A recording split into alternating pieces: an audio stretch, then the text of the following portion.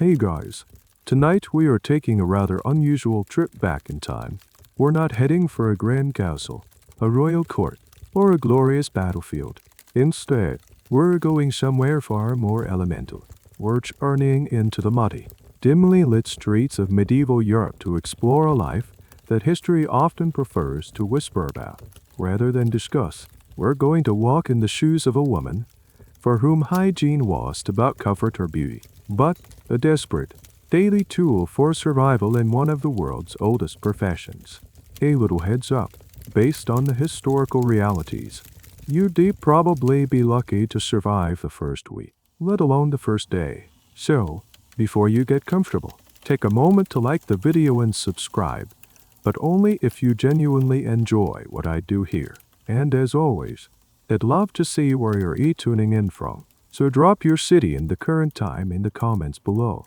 It's always a little magical to see how far these stories travel. Now, dim the lights. Maybe turn on a fan for that soft background hum, and let's ease into tonight's journey together. The first thing you notice is the cold. It's a damp, pervasive chill that seems to creep up from the cobblestones, right through the worn leather of your thin shoes. Your village is a memory, swallowed by failed crops and the ensuing famine that sent so many, like you, scattering to the cities in search of anything other than starvation. You have nothing, no family to take you in, no craft, no dowry, and in a world with painfully few options for a woman alone, you found yourself at a grim intersection of survival and sin. You are standing at the edge of a narrow, winding alley. This isn't a street for respectable folk.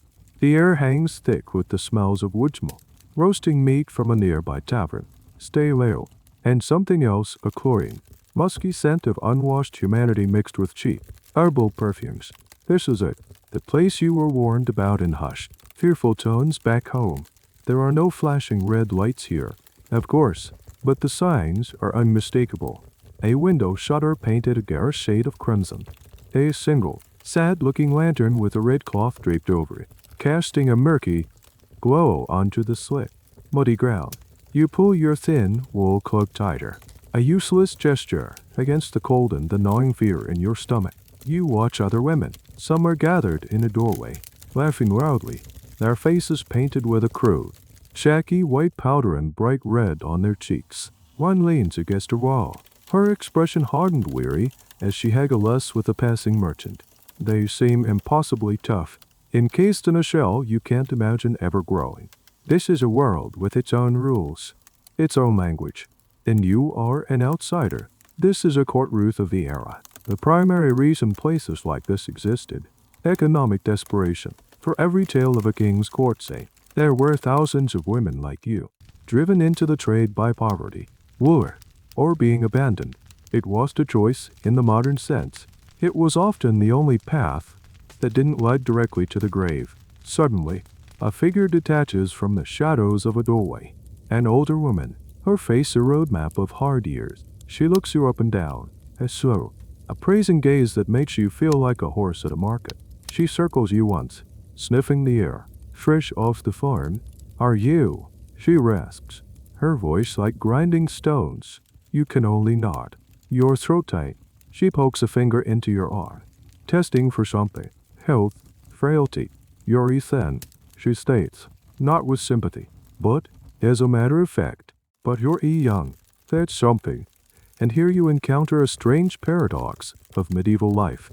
A city guard, his helmet catching the faint light, strolls past your alley.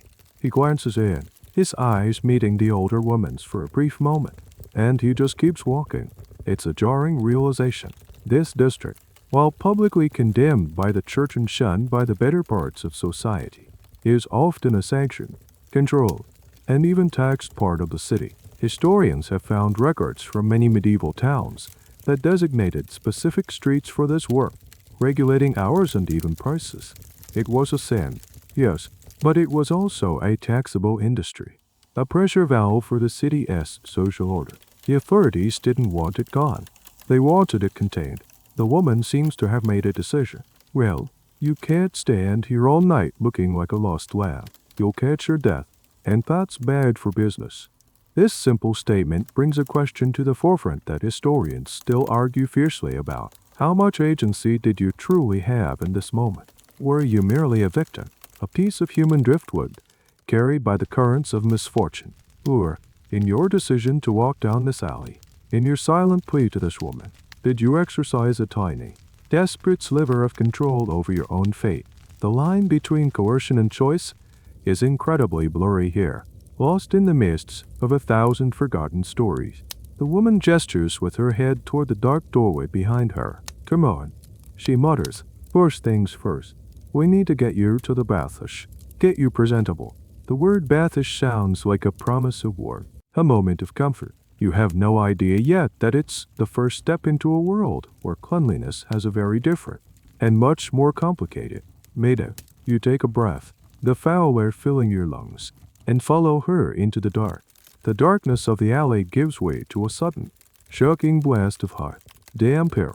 Your lungs, accustomed to the crisp, cold night, cease for a moment. The sound hits you next to cavernous, echoing din of voices, laughter, and the constant splash and slosh of water. The woman, the one you now understand to be your new keeper, shoves you forward into a vast, steamy chamber lit by flickering oil lamps and the glow from a large, central fire pit, where attendants heat stones to drop into tubs of water. The air is thick with the scent of wet wood, damp bodies, and something vaguely floral, a cheap perfume struggling to overcome the human reality of the space. This is a public bathhouse, or as some call it, a stew, and it is nothing like the quiet, solitary washing you might have imagined. The room is teeming with people. Large, circular wooden tubs are filled with men and women, sometimes together, their bodies pale and indistinct in the shifting steam. Others sit on long wooden benches along the walls, wrapped in linen cloths, drinking ale from mugs. You see a man being shaved by a bath attendant in one corner, his head tilted back precariously. In another, two merchants, seemingly oblivious to the chaos, are deep in a hushed but intense negotiation. It's a town square, but without clothes. Your keeper, let's call her Agnes, gives you a sharp nudge. Well, don't just stand there gawking like a village idiot. Clothes off. Her voice cuts through the noise. The thought is mortifying, to disrobe here, in front of all these strangers. But one look at her unyielding face tells you there is no choice. Your fingers, clumsy with cold and fear, fumble with the ties of your cloak and the rough laces of your tunic. The worn woolen linen fall to the damp floor, and a new, more profound cold, the cold of pure vulnerability, washes over you. You instinctively cross your arms over your chest, trying to shrink into yourself. This is the primary historical function of the medieval bathhouse that is often misunderstood. While certainly places for hygiene, they were, more importantly, vital social centers. Business was conducted, gossip was exchanged, and relationships were forged in these steamy rooms. They were one of the few places where the rigid social strata of the outside world became slightly more fluid, and it's precisely this social function that made them the perfect, logical starting point for your new career. It was a marketplace for everything, including companionship. An attendant, a weary woman with surprisingly strong hands, grabs your arm and steers you toward a smaller tub of lukewarm, scummy water. This is just the first rinse. Then she takes a block of something dark and gritty, a harsh, lye-based soap that smells faintly of animal fat and a coarse scrap of wool, and begins to scrub. It's not a gentle or pleasant process. Her movements are efficient and rough, scraping away days of grime from the road. The soap stings, and the wool feels like sandpaper against your skin. You are being scoured, processed, as she works. You can't help but notice the other services on offer. You see an attendant approach a man in a towel, not with a towel, but with a small lancet and a set of glass cups. This is a strange and slightly unnerving aspect of bathhouse culture, the blending of hygiene and medicine. Barbers and bath attendants were often the go-to figures for minor medical procedures, like bloodletting or cupping. The belief, based on the theory of the four humors, was that sickness was caused by an imbalance in the body's fluids. By drawing a little blood here or there, you could restore that balance. To you, it just looks like another strange and slightly terrifying public ritual. Agnes watches the whole process with an eagle eye. occasionally barking an order at the attendant, dip behind her ears, and scrub her feet. No one pays for Phil. Her words are a stark reminder of your new reality. Your body is no longer entirely your own. It's an asset, an instrument of a trade you are only beginning to comprehend. The cleaning isn't for your comfort, it's for quality control. And here, in the steam and noise, you witness the central debate that occupies historians studying these establishments. In one of the large tubs, you see a woman who looks different. Her hair is neatly braided, and she chats quietly with two small children splashing at her side. She looks like a respectable craftsman's wife. Is it possible? Did respectable families and women of your new profession frequent the same establishments? The answer is a frustrating it depends. Some cities had strict regulations, designating certain bathhouses or certain days for reputable citizens and others for the sinful. In other, more chaotic or permissive towns, the lines were incredibly blurry. A wife might come to bathe in the morning, while the afternoon and evening were given over to a rodier. Paying clientele, the silent, invisible walls of social standing were meant to keep these two worlds apart. But in the steamy, anonymous environment of the stew, those walls could sometimes grow very thin indeed. Finally, the scrubbing is over. The attendant uses you with a bucket of cleaner, warmer water, and shoves a rough linen towel into your hands. You're led to a bench, your skin reddened, tingling, feeling raw and exposed to the humid air. The initial shock is fading, replaced by a profound, bone-deep weariness. You were brought here to get clean, to feel the simple comfort of warmth. But you realize it was something else entirely. It was an initiation, a stripping away of the girl from the village. Agnes looks at you, a flicker of something that might be approval in her hard eyes. Better. She grunts. You're presentable now. You have passed the first test. But as you sit there, shivering slightly despite the heat, you understand that your journey has only just begun. The bathhouse, you soon learn, was merely the entryway. Agnes leads you from the steamy chaos back into the chill of the night, but only for a few steps. She guides you into the very building you saw her emerge from earlier. Inside, it's a single, large, low-silencing room, surprisingly warm thanks to a crackling fire in a stone hearth. The air is thick with the same scents as the alley smoke, sweat, and cheap perfume, but also with the smell of spilled Dayland cooking onions. A few rough-hewn tables and stools are scattered about. This is the main house, the tavern, the brothel. It's all one and the same. Several other women are in the room. They stop their conversations to look you over. Their gaze is a mixture of curiosity, pity, and a cold, professional assessment. There's no warmth or welcome in their eyes. You are, after all, new competition. Agnes ignores them, her focus entirely on you. This is the house, she says, her tone leaving no room for questions. You sleep here. You work here. You answer to me. She is the abbess or madam, the undisputed ruler of this small, self-contained world. Her authority is absolute. She sets the rules, collects the earnings, and doles out punishments. You realize with a sinking heart that the pittance you might earn will not go directly into your own pocket. A huge portion for food, for lodging, for the protection of the house will go straight to her. It's a system designed to keep you perpetually in debt, perpetually dependent. This is the surprisingly organized structure of the medieval sex trade. Far from being a chaotic free-for-all, in many towns and cities, it was a highly regulated and hierarchical business.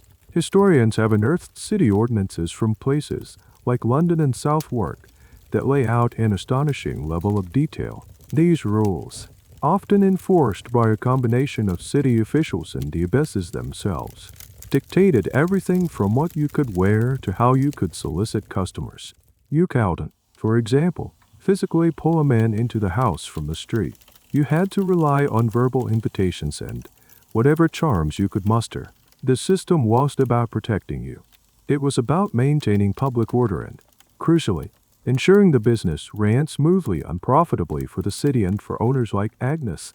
Agnes points to a narrow, rickety ladder leading up to a loft.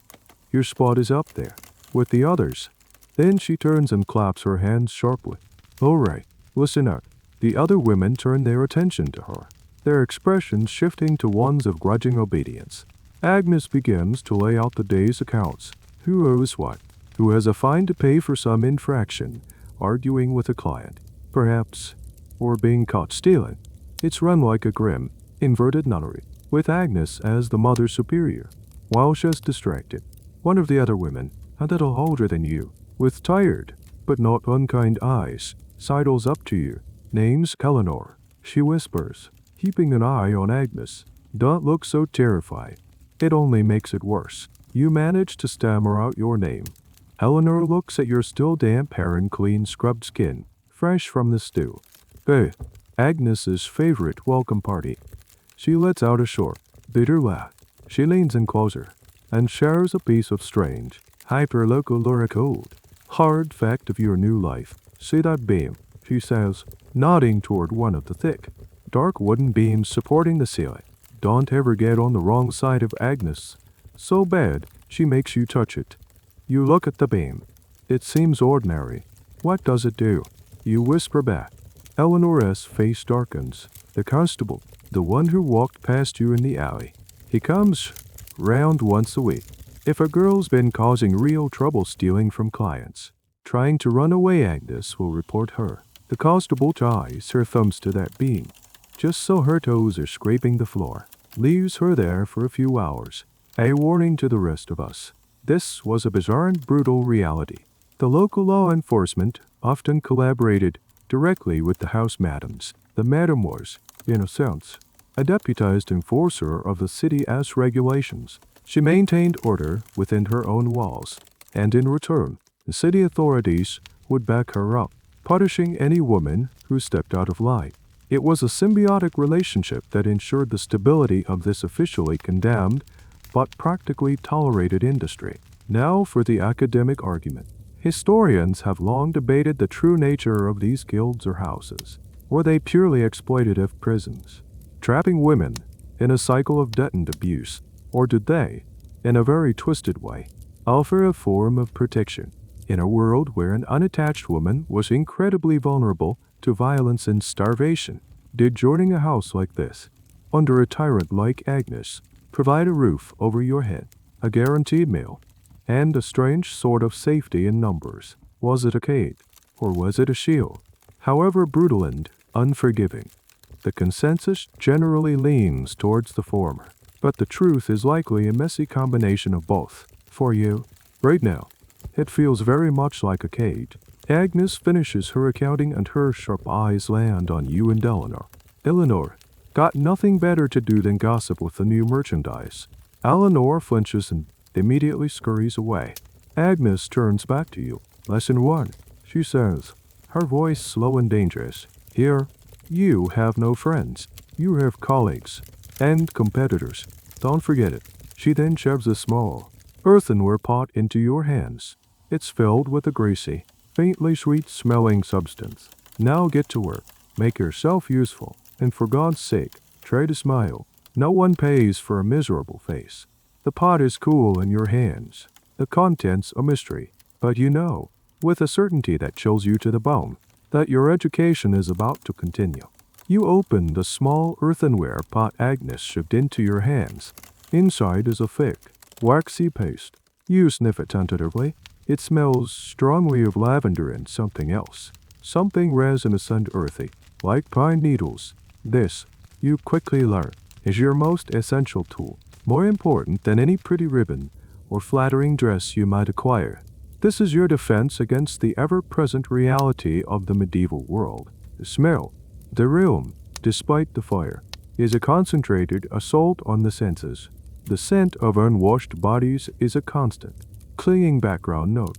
Add to that the reek of stale ale, chamber pots that aren't emptied quickly enough, and the general damp, musty odor of a crowded, poorly ventilated building.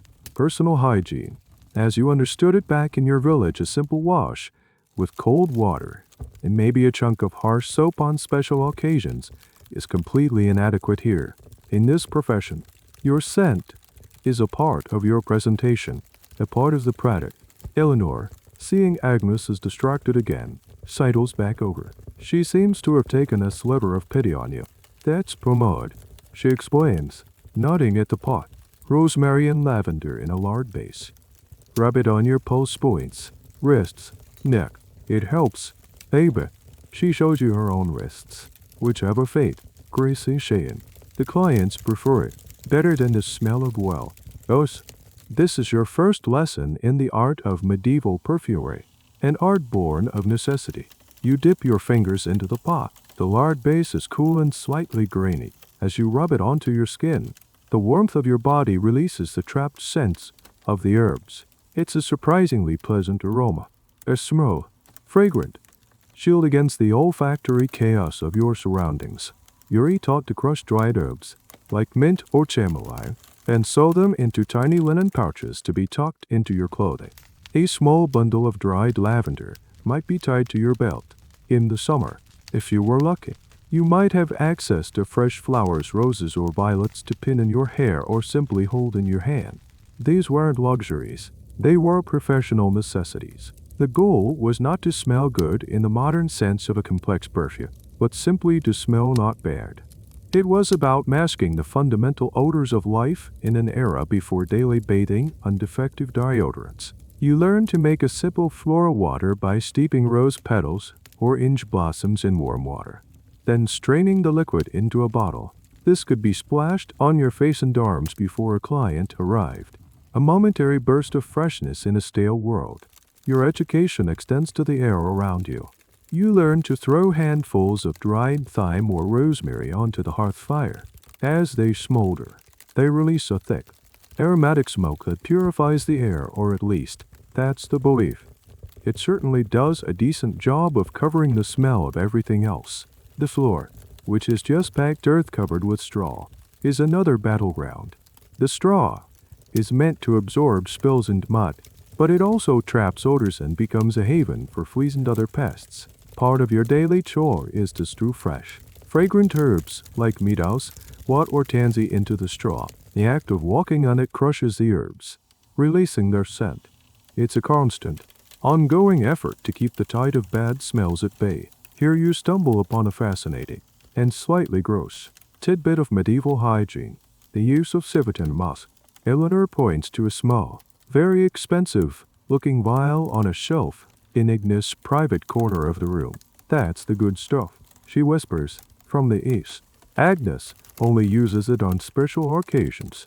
You learn later that musk comes from a gland near the tail of the musk deer, and civet is a secretion from the civet cat. These animal scents are incredibly powerful, pungent, and, to the modern nose, not entirely pleasant on their own. But in the medieval world, they were the height of luxury. A tiny dab could overpower any other scent. They were a status symbol, a way for a high-end house to signal its superiority over the competition. The fact that Agnes has some tells you she runs a more successful establishment than it might first appear. The pervasive use of these strong scents leads to an ongoing debate among historians of the senses. Did medieval people simply have a higher tolerance for what we would consider bad smells? Or did their world smell so different that their entire concept of pleasant and unpleasant was structured differently? Some scholars argue that in a world saturated with the smells of smoke, manure, and decay, a powerful, animalistic scent like musk was perceived as vibrant and alive, a sign of wealth and power, not something to be recoiled from. Others maintain that people still preferred the smell of flowers and herbs, but the stronger scents were simply more effective. The truth is, we can't truly know what it was like to smell their world. We can only catalog the tools they used to try and shape it. As you sit there, the scent of lavender and lard clinging to your skin, you realize this is another form of costume. Just like the painted face or the specific style of dress you'll soon be forced to adopt.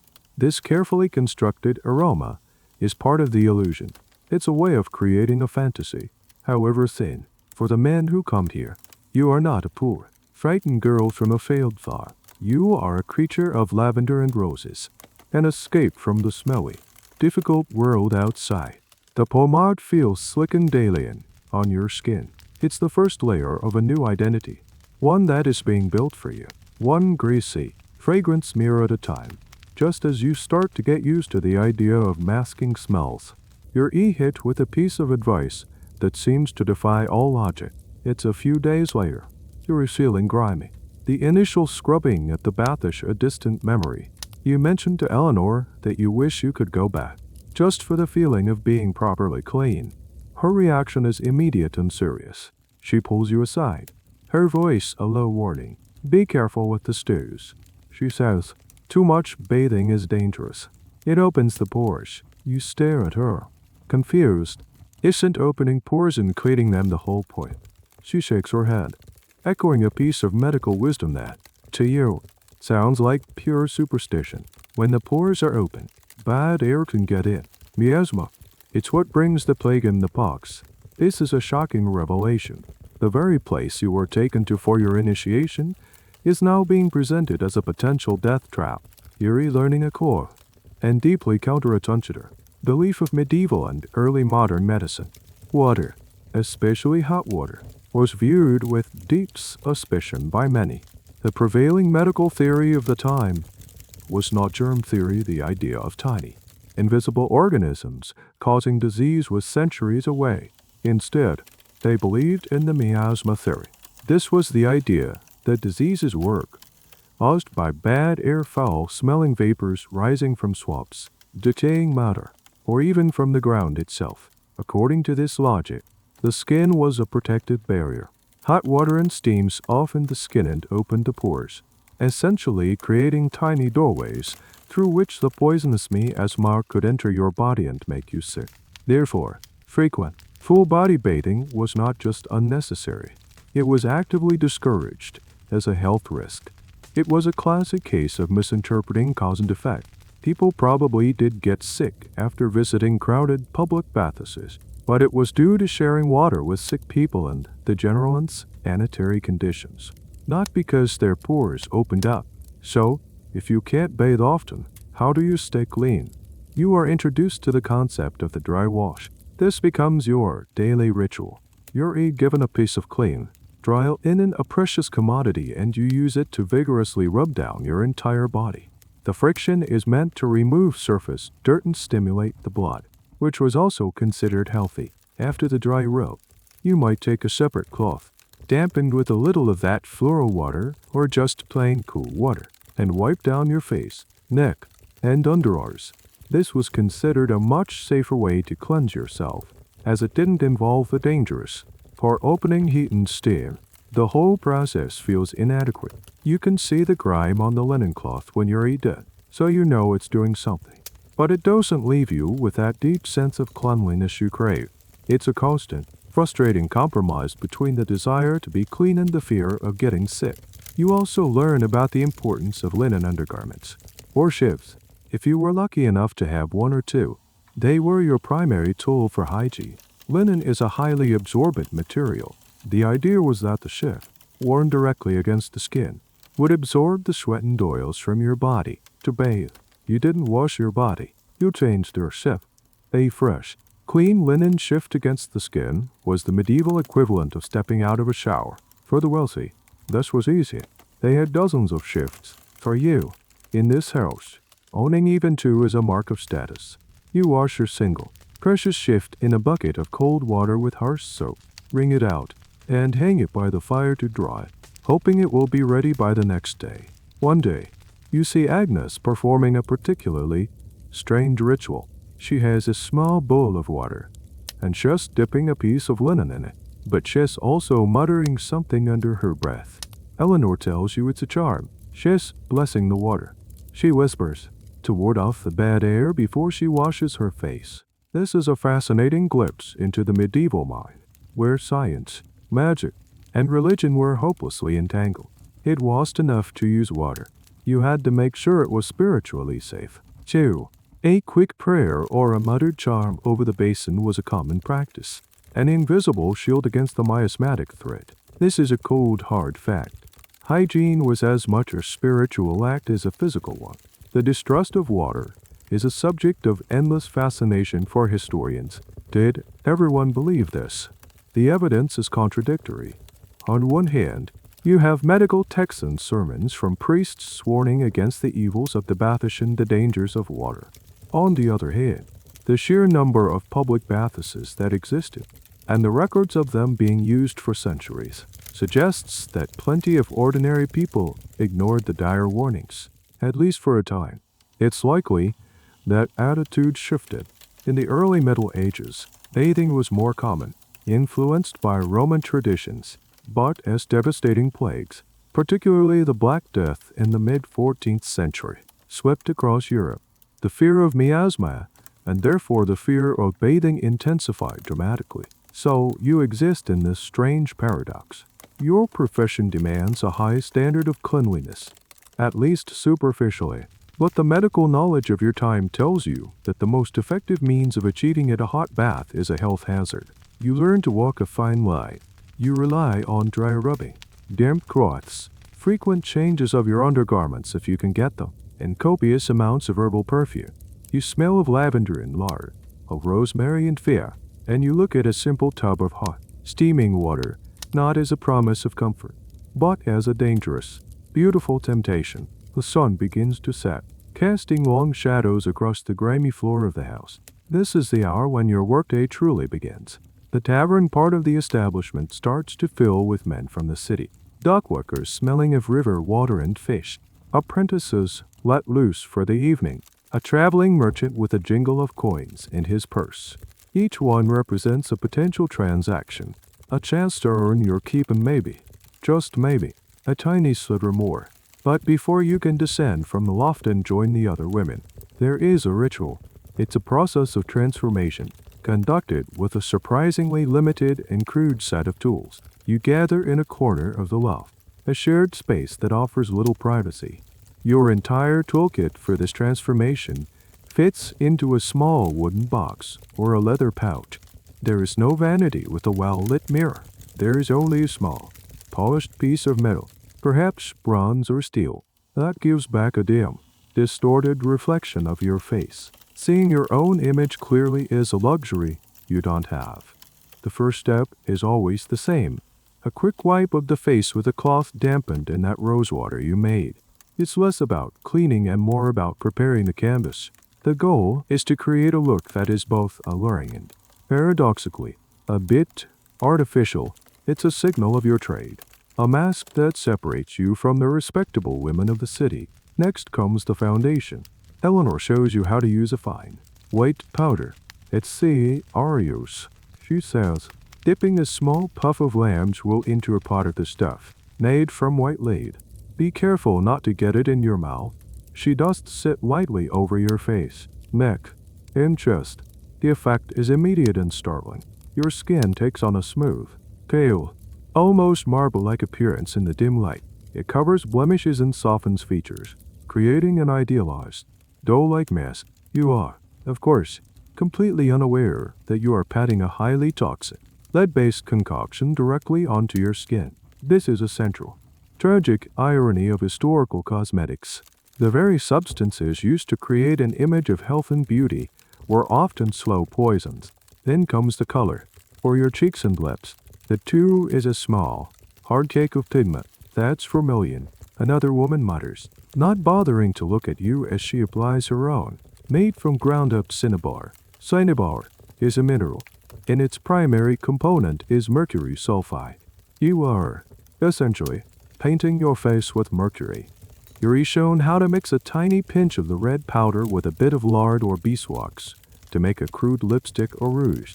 A more common method is to use a piece of damp cloth to pick up the pigment and then dab it onto your lips and cheeks. The color is a vibrant, almost shocking red against the stark white of the lead powder. It's not a subtle look. It's a statement. Your eyes are NYX. There is no mascara or eyeliner as you would know it. Instead, you use kohl. This is a dark powder, often made from soot scraped from the inside of a lamp or ground up antimony, a toxic metalloid. You mix it with a bit of oil or water to make a paste. The applicator is a small, smooth stick of wood or bone. You dip it in the paste and carefully, with an unsteady hand, draw a dark line around your eyes. It makes them look larger, more defined in the flickering firelight. It also has a tendency to smudge and run, and you constantly have to be careful not to rub your eyes. This whole process is your getting ready routine, a pre-work ceremony that is part preparation, part armor. You are quite literally putting on a different face. This specific look, the pale white skin and bright red lips, washed just for your profession. For centuries, it was the aristocratic ideal of beauty. But for you, it serves a different purpose. It standardizes you, makes you part of the house's brand. It also creates a barrier, a character you can inhabit for the next few hours. A particularly strange and lesser-known part of this routine involves your hair. While some women wear it braided or pinned up, a common practice is to use a form of primitive hair dye. A rinse made from saffron or chamomile might be used to lighten your hair, giving it a more golden, angelic hue that contrasted with the sinful nature of your work. More bizarrely, some historical texts mention the use of concoctions involving sulfur or even bird droppings to achieve this lighter look. It was another way to alter your appearance, to create a specific, marketable image as you stare at your ghostly, red-smeared reflection in the polished metal.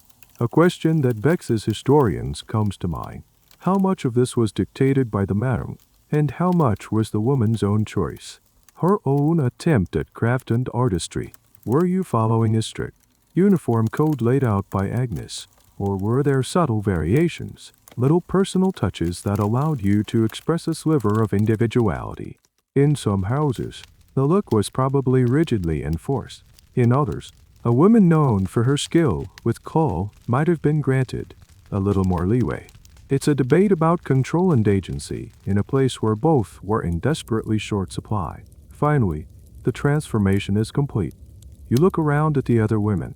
In the dim light, you all look eerily similar, like a collection of painted dolls. The individual faces you are beginning to recognize are gone, hidden behind identical masks of white, red, and black. Agnes comes up the ladder to inspect her products. She nods, satisfied. Good. Now get downstairs. And remember to smile. You take a deep breath, the leaden mercury on your face, feeling tight and strained. You are no longer the girl from the village. You are a commodity, packaged and presented for sale, and your workday is about to begin. The evening wears on. You sit at a rough wooden table, nursing a cup of watered-down ale, trying to mimic the practiced, easy smiles of the other women. The man, a weaver by the look of his stained hands, eventually sits down with you. H.E.S. clumsy and smells of damp wool. The transaction is blunt and transactional, leaving you feeling hollowed out. He pays Agnes, not you, a few small copper coins. Afterwards, Eleanor finds you in a quiet corner. Seeing the distress on your face, she places a small jug and a cup on the table. Here, she says gently, drink this. You look at the cloudy, yellowish liquid in the cup. It smells sharp and sour. What is it? Vinegar, she replies, diluted with water. Drink it down. All of it. You recoil slightly. Why on earth would you drink vinegar? It cleanses you, she says, her eyes avoiding yours, from the inside. This is your introduction to one of the most widespread and misunderstood substances in the medieval world, vinegar. It was the Swiss Army knife of household liquids. It was used for cooking, for pickling and preserving food, as a cleaning agent for scouring pots and pans, and, crucially, as a linchpin of medicine and hygiene. Its sharp, acidic nature gave it the reputation of being a powerful purifier. You learn that vinegar is used for everything.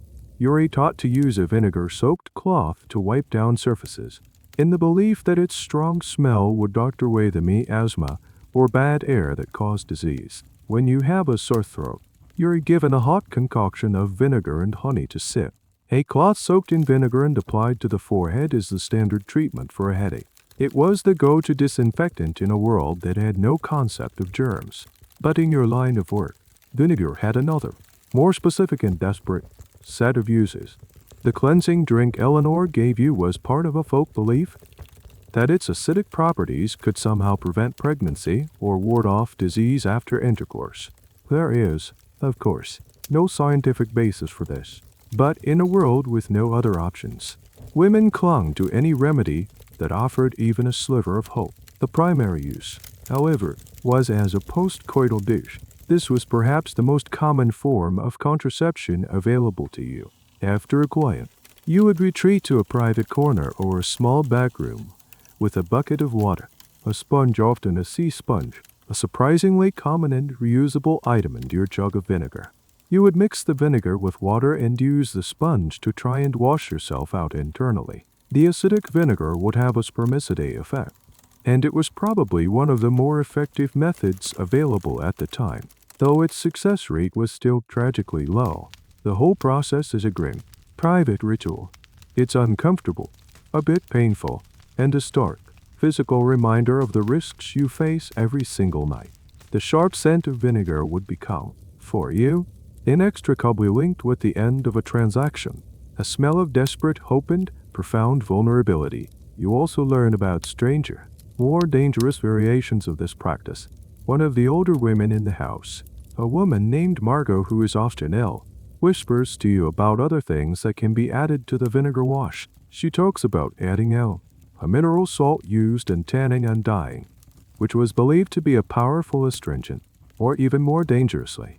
She mentions infusions of herbs like penurial or tansy, plants known to be abortifacient substances that can induce a miscarriage. These were closely guarded secrets, a dangerous folk knowledge passed from woman to woman in hushed tones. Using them was a gamble. An incorrect dosage could lead to violent illness, internal damage, or even death. This brings us to a rather sad historical oddity: the vinegar-soaked sponge as a form of pessary. Some historical accounts, though they are often vague and difficult to interpret, suggest that women might insert a vinegar-soaked sponge or a wad of linen before intercourse, with the hope that the acidic environment would prevent conception. It's a testament to the ingenuity and desperation of women, trying to exert some control over their own bodies in an era that gave them almost none. Historians are still untangling the web of folklore, medicine, and practical applications surrounding these methods.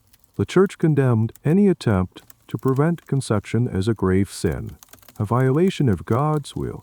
This meant that knowledge of these techniques was driven underground, becoming part of a clandestine oral tradition. Because it was secret and officially condemned, written records are scarce and often biased. Medical texts written by men might dismiss them as old wives' tales, while church documents condemn them as witchcraft. Reconstructing what an ordinary woman like you actually knew and did is a painstaking process of reading between the lines of these hostile sources. It's a history that was never meant to be written down. You finish the cup of diluted vinegar.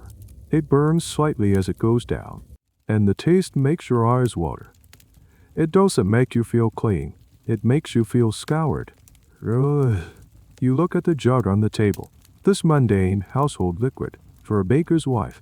It's for pickling cucumbers. For a dyer, it's for fixing colors in cloth. For you, it's your shield, your medicine, your desperate prayer in a bottle. It's the sour, sharp taste of survival. After the grim ritual with the vinegar, your attention is drawn to another fundamental to love your existence, something you've already encountered, but whose full importance you are only now beginning to grasp. A simple piece of cloth, specifically, a piece of linen. In this house, scraps of linen are currency, as vital as the coins Agnes collects. You see them everywhere, in various states of use and reuse. A woman carefully mends a tear in a small square of it. Another boils a pile of stained strips in a pot over the fire. Linen, you learn, is your everything. It is your towel, your handkerchief, your bandage, your sanitary napkin, your cosmetic applicator, and your primary tool for the dry wash you now perform daily. Its versatility is its magic. Unlike wool, which is greasy, slow to dry, and scratchy, linen is smooth, absorbent, and dries relatively quickly. It can be boiled for sterilization without falling apart. A crucial property in your world. Cotton exists, but it's an expensive import from the East, a luxury far beyond your reach. For you, there is only linen.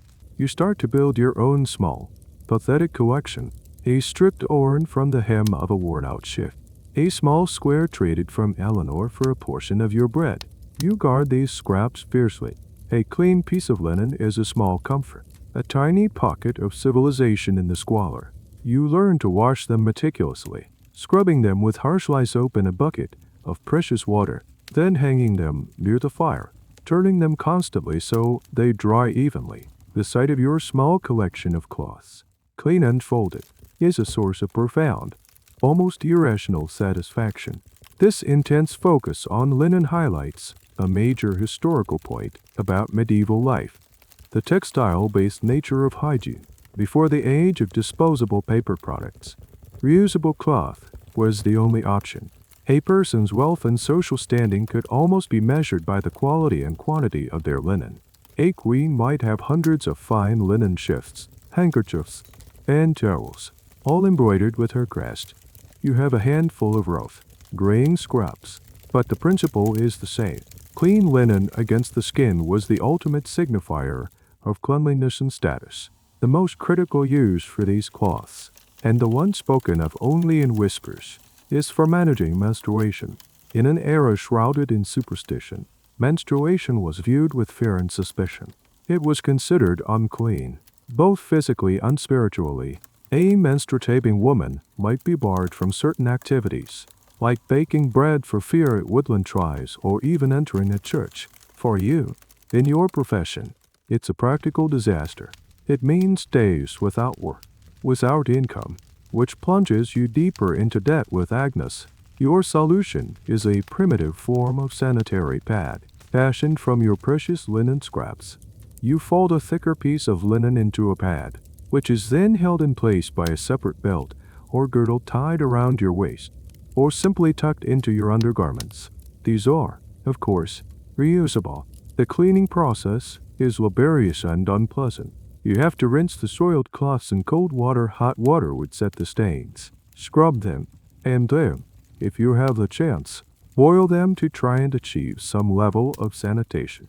It's a monthly battle, fought with inadequate tools and a deep sense of shame, imposed by the world around you. One day, you see one of the other women doing something odd. She has a piece of linen, but before folding it, she stuffs it with a handful of sagana moss, the kind you might see growing in a bog. Eleanor explains that the moss is incredibly absorbent, far more so than the cloth alone. It's a piece of ancient, practical folk wisdom. This is one of those fascinating, niche historical facts. Sagana moss has natural antiseptic properties and is astonishingly absorbent. It was even used for wound dressings in World War I. For a medieval woman, it was a free, readily available, and surprisingly effective piece of sanitary technology. It was disposable, too, which meant one less stained cloth to scrub. The reliance on these reusable cloths leads to an ongoing debate among medical historians. How much did these practices contribute to infection? While boiling would certainly help, the overall sanitary conditions were so poor that the risk of bacterial infections, like what we now know as toxic shock syndrome, must have been incredibly high. Without a scientific understanding of bacteria, women were doing the best they could with the knowledge they had, but they were fighting an invisible enemy. Were the herbal infusions some women added to the washing water like lavender or thyme an intuitive attempt at antiseptic cleaning, or just for deodorizing? It's a question we can't definitively answer, as the line between folk medicine and superstition was virtually non-existent. You look at your small pile of folded linen cloths. They represent a huge amount of labor. The washing, the scrubbing, the mending. They are a testament to your quiet, daily struggle for a semblance of dignity and hygiene. Each threadbare patch, each persistent stain tells a story of your body and its cycles.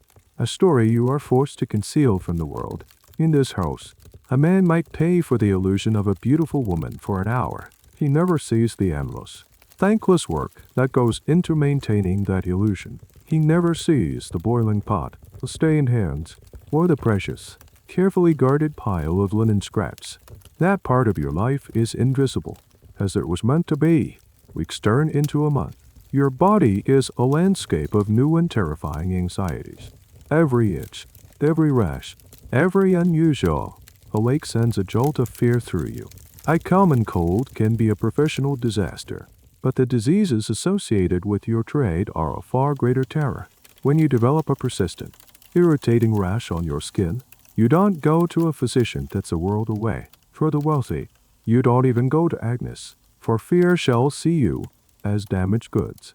You go to Eleanor. She takes you to the small herb garden behind the house, a scraggly, neglected patch of green that is nonetheless the house's pharmacy. This is your new armory, a living collection of folk remedies passed down through generations of women. Eleanor points to a plant with fuzzy, gray-green leaves. Comfrey, she says. We'll make a poultice. She shows you how to crush the fresh leaves with a bit of water to make a thick, green paste.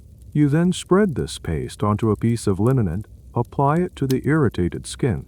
The effect is cool and soothing. This is your introduction to the practical, everyday use of herbalism. It's not magic. It's a science, of a sort, based on centuries of trial and error. Your education begins. You learn to identify the plants in the garden and the wild ones that grow in the fields outside the city walls. You learn that a tea made from chamomile flowers can calm your nerves and help you sleep after a difficult night. You learn that chewing on a willow twig can ease a headache. You don't know that it contains salicylate, the natural precursor to aspirin, only that it works. You learn that a wash made from boiled calendula marigold flowers is good for soothing skin irritations and minor cuts, thanks to its anti-inflammatory properties. This knowledge is your primary line of defense against the myriad health problems you face. For internal troubles, you learn about more potent and more dangerous herbs. A tea from yarrow might be used to treat a fever or internal bleeding. A bitter drink made from wormwood is a treatment for intestinal parasites, a common affliction in an era of questionable food and water quality. You become a quiet collector during a rare trip to the market. You don't look at ribbons or trinkets. You look for the old woman selling dried herbs from a stall. You trade a small favor with one of the other women for a handful of dried lavender. Your small wooden box now contains not just your crude cosmetics, but also a growing collection of dried leaves, flowers, and roots. Each one is a potential weapon against a future illness. One of the more peculiar and specific remedies you learn about is for a very common problem, lice and other parasites. You're taught to create an infusion of rosemary and southernwood, two strongly aromatic herbs. You let them steep in hot water. Then, once it's cool, you use it as a final rinse for your hair. The strong scent is believed to repel lice. A more extreme, and frankly disgusting, method was to create a paste from the crushed seeds of the stavesek plant mixed with oil, which was then applied to the scalp. Stavesek is highly toxic, and while it was effective at killing lice, it could also cause severe skin irritation and other poisoning symptoms if not used carefully. It was a harsh solution for a persistent problem. This reliance on herbal remedies is at the heart of a major historical debate. To what extent was this women's medicinal legitimate and effective tradition versus simple superstition? For centuries, this knowledge, passed from mother to daughter, from midwife to patient, was the primary source of health care for the vast majority of the population. Many of these remedies, as we now know, had real pharmacological effects. Calendula is anti-inflammatory. Willow bark is a pain reliever. Foxglove, though highly dangerous, contains digitalis for heart conditions. However, for every effective remedy, there were a dozen that were pure folklore, based on the doctrine of signatures, the idea that a plant's appearance indicated its use. For example, the lungwort plant, with its spotted leaves that vaguely resemble a diseased lung, was used to treat respiratory ailments. There was no chemical reason for it to work. It was a form of sympathetic magic. Historians constantly grapple with separating the effective ethnobating from the magical thinking. Was your comfrey poultice working because of its chemical properties, or was the ritual of its application and your belief in it, the placebo effect, just as important? Agnes, for the most part, allows this perturbalism to continue. It's cheaper than paying a barber surgeon, and as long as her girls are well enough to work, she doesn't care what teas they drink or what poultices they apply, but she draws a firm line at anything related to contraception or abortion. Herbs like penurial, tansy, or savin juniper were known to be dangerous abortifacients. Possession or use of these was grounds for a severe beating or being thrown out of the house. They represented a direct threat to her business as a pregnancy, while a professional disaster was also a situation she could control and profit from in other grim ways. So you tend to the small, struggling garden. You learn the shapes of the leaves, the smells of the flowers, the textures of the roots. This small patch of earth is a lifeline. It offers a small measure of control, a way to fight back against the decay and disease that feels ever present. Each crushed leaf and steeped flower is an act of defiance, a quiet insistence that your body is still your own, and you will do what you can to care for it, even when the world seems designed to break it. Your herbal remedies offer some comfort against invisible internal threats, but you are engaged in a much more immediate and very visible daily war. It's a war fought in the seams of your clothes, the straw of your mattress, and the hairs on your head. It is the war against vermin. Lice, fleas, and bedbugs are not a sign of unusual filth in your world. They are a simple, unavoidable fact of life for rich and poor alike. But for you, living in such close, crowded quarters, the problem is magnified tenfold. The battle begins the moment you wake up. You feel the familiar, maddening itch on your scalp. You sit up on your thin straw pallet, a mattress that is a veritable paradise for fleas, and begin the morning ritual of delicizing. You and the other women often do this for each other, a strange act of communal intimacy born of shared misery. Use it, one in front of the other, meticulously picking through strands of hair, your fingernails crushing the tiny insects and their nits, the small, white eggs glued stubbornly to the hair shaft. This is where another essential tool comes into play, the comb. A good comb is a prized possession. The finest were made of boxwood or ivory, with two sides, one with coarse teeth for detangling, and one with very fine, tightly spaced teeth for scraping out lice and nets. You have a simple one, carved from cow horn, but you treasure it. The daily, methodical combing of your hair is not for styling. It is a desperate attempt at pest control. The fight extends to your clothing and bedding. Your single linen, shift, and woolen tunic are breeding grounds. You learn to periodically hold the seams of your garments over a candle flame. You hear the faint pop as the heat kills the hidden lice and their eggs. It's a risky process. A moment's inattention could set your precious clothes on fire, but it's one of the few effective ways to disinfect them. The straw in your mattress is another enemy stronghold. It must be changed regularly. The old straw burned, and the new straw mixed with insect-repelling herbs like tansy or wormwood, whose bitter scent fleas were said to despise. This constant battle against parasites was a universal medieval experience. Kings and queens had lice. Knights, in their armor, were tormented by them. The archaeological evidence is undeniable. Fine-toothed lice combs are one of the most common personal items found in medieval excavations, from Viking settlements to castle latrines. Even the recipes in medieval household manuals include instructions for getting rid of vermin. Right alongside instructions for roasting a goose, you learn about some of the more creative solutions people employed. One particularly strange piece of folk wisdom was the flea trap. This was a small, perforated, wooden or ivory tube, often worn on a chain around the neck. Inside the tube, you would place a piece of cloth smeared with a bit of blood, honey, or resin. The idea was that fleas, attracted by the bait, would crawl inside the tube and get stuck. You could then open the trap and dispose of them. It was a tiny, personal bug zapper, a testament to the desperate ingenuity of people living in an itchy world. Whether it actually worked is another matter entirely. The presence of these pests leads to a historical debate that touches on the very senses of our ancestors.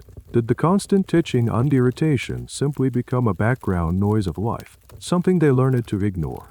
Or was it a source of perpetual, low-grade misery? Some historians, looking at the casual way vermin are mentioned in personal letters and texts, argue for the former. They suggest that medieval people had a much higher tolerance for physical discomforts that would drive a modern person to distraction.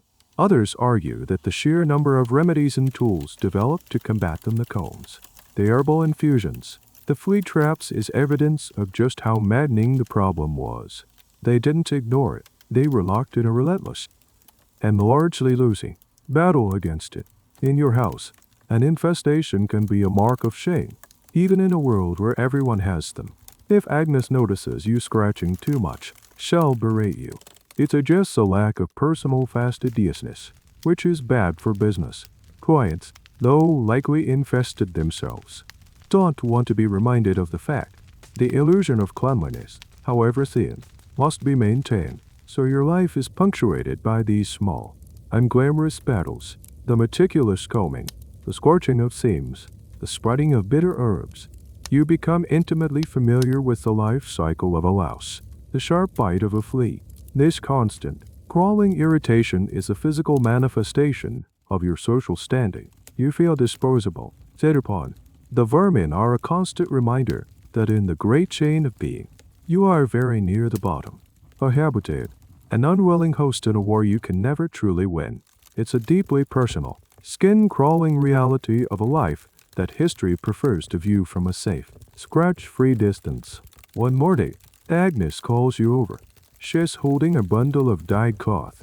It's a dress, or rather, a simple tunic and overdress. The color is what strikes you. It's not the dull brown of peasant wool or the faded green of your old village clothes. It's a bold, unmistakable crimson. This is yours now, she says, her tone making it clear that the cost will be added to your ever-growing debt. You'll wear it when you work. All of you will. You look around and notice for the first time that many of the other women are already wearing similar shades of red, or have a prominent red ribbon tied to their arm, or a red hood. It's a uniform. This is your introduction to the concept of some PT laws, but applied with a cruel, specific twist. Some PT laws were common across medieval Europe, rules that dictated what different social classes could and could not wear. A merchant couldn't wear the same luxurious furs as a nobleman. A peasant couldn't wear brightly colored dyes, which were expensive and reserved for the wealthy. For women in your profession, these laws were often co-opted to serve a different purpose, not to prevent you from looking too rich, but to make you instantly identifiable, to mark you. In some cities, the law dictated that you must wear a striped hood. In others, a yellow sash. In many places, like here, the color was rated color with a long, complicated history associated with sin, passion, and the devil. The red dress isn't a gift. It's a brand. It's a signpost for potential customers and a warning to respectable society.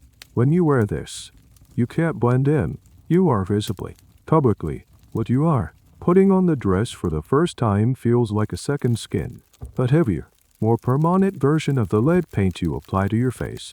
The wool is coarse and ditchy. The color feels loud, like it's screaming. When you walk out of the house for a rare errand, you feel the eyes of strangers on you. The red dress changes how they see you. Women pull their children closer. Men's gazes are either contemptuous or assessing. There is no middle ground. The dress erases your individuality and replaces it with a single, glaring label. You also learn the unwritten rules that come with the uniform. You are forbidden from wearing certain things. Fine linen veils, for example, were a sign of a chaste, married woman. For you to wear one would be to blur the social lines, to create confusion, which the authorities would not tolerate. Jewelry was another complicated issue.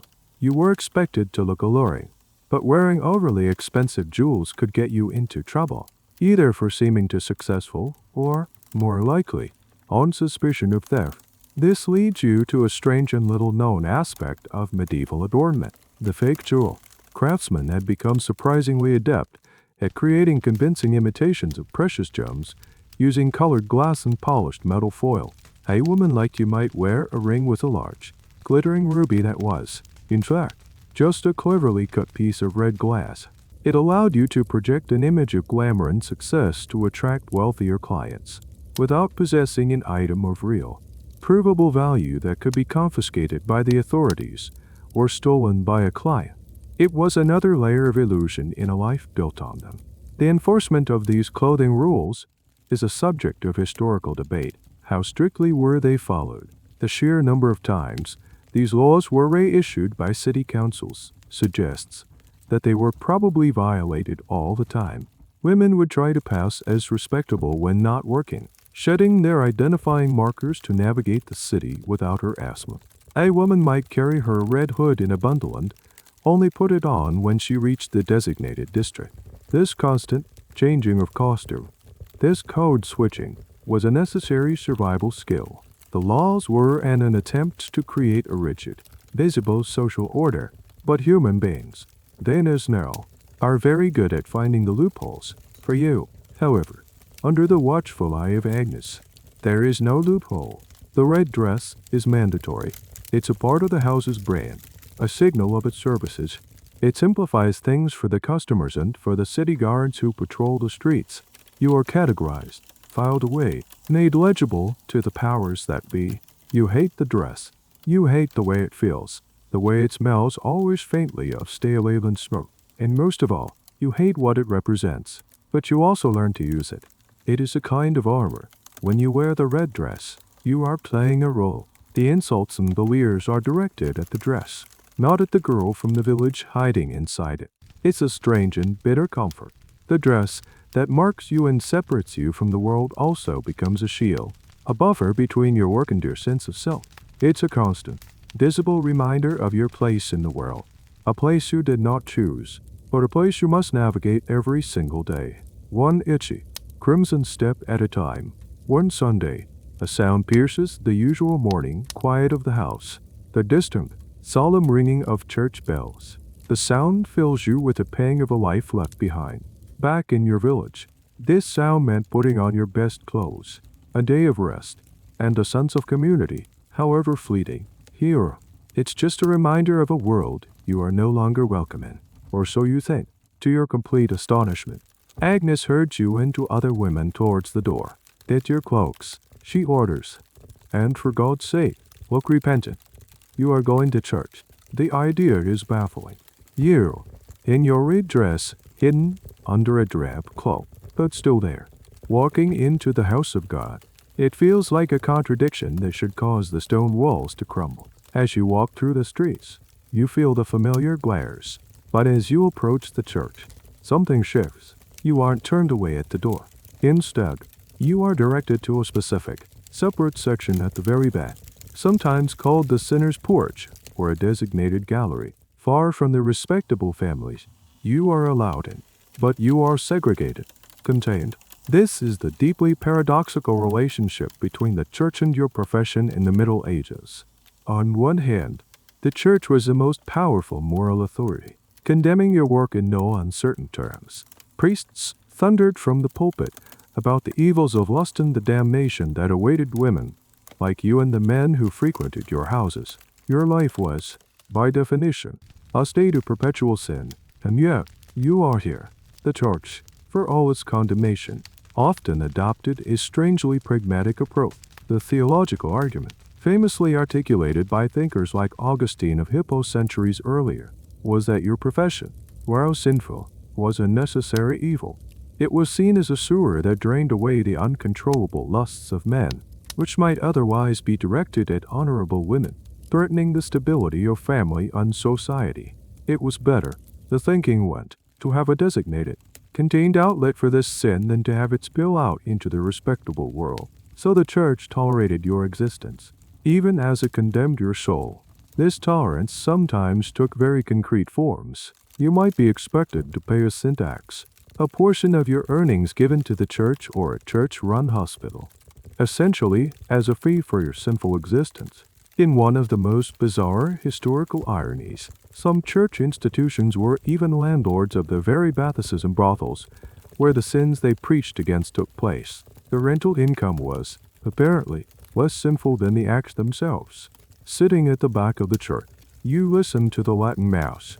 The words a meaningless but familiar drone. You see the light filtering through a stained glass window, depicting a saint you can no longer name. It feels a world away, and here you encounter another strange layer of this relationship. The focus on repentance. The church held out the possibility of redemption. A woman like you could, in theory, be saved. A popular figure in sermons directed at you was Mary Magdalene, who was portrayed as a reformed prostitute and a devoted follower of Christ. Her story was held up as the ultimate example. You could leave your sinful life, repent, and find salvation. Some monasteries even had special houses, Magdalene houses, established to take in fallen women who wished to leave the trade. This is a very controversial topic for historians. Were these houses genuine refuges, offering women a real way out, or were they little more than pious prisons, where the women exchanged one form of servitude for another, subjected to harsh discipline and religious indoctrination? The reality was likely a mix of both, depending on the specific institution and the woman's own motivations. For many, a life of harsh penance was still preferable to the dangers of the street. As the service ends, you file out, avoiding the eyes of the other parishioners. Agnes seems satisfied. Your public appearance of repentance is good for business. It shows the house is, at least superficially, respectful of the church's authority. It's a form of public relations. You feel anew, or profound confusion. The world isn't as simple as you thought. The church, which you assumed was your enemy, is also your jailer, your landlord, and your potential savior. All at once, it condemns your life but profits from it. It promises you damnation but offers a difficult, narrow path to heaven. This convoluted logic is dizzying. You are a necessary evil, a regrettable part of God's plan, a sinner to be saved. You are tolerated, taxed, and prayed for. Walking back to the house, the red of your dress under your cloak feels different. It's not just a mark of your trade. It's a mark of this complicated, contradictory position you hold in the world. You exist in a gray area, a moral loophole in the fabric of medieval society, sanctioned by the very authorities who claim to despise you. The church bells ring again, signaling the end of the service. For everyone else, it's a call to a righteous lunch. For you, it's a signal to get back to work. The routine of preparing your face for the evening's work has become second nature. The quick wipe with rosewater, the careful application of the toxic white lead, the smear of mercury-laced vermilion on your lips. You become skilled at it, able to create the mask of idealized beauty, even in the dim, flickering light of the loft. But Agnes has decided the house needs to attract a higher class of clientele, and that means upgrading the look. One evening, she presents you and the other women with a new cosmetic. It's a small, decorative pot containing a shimmering, dark substance. This is for your eyelids, she announces. It's what the ladies at court use. It's a form of eyeshadow, made from ground-up iridescent materials. Sometimes it was crushed peacock feathers, other times shiny minerals like mica, or, most commonly, the silvery scales from the undersides of certain fish, mixed into a waxy base.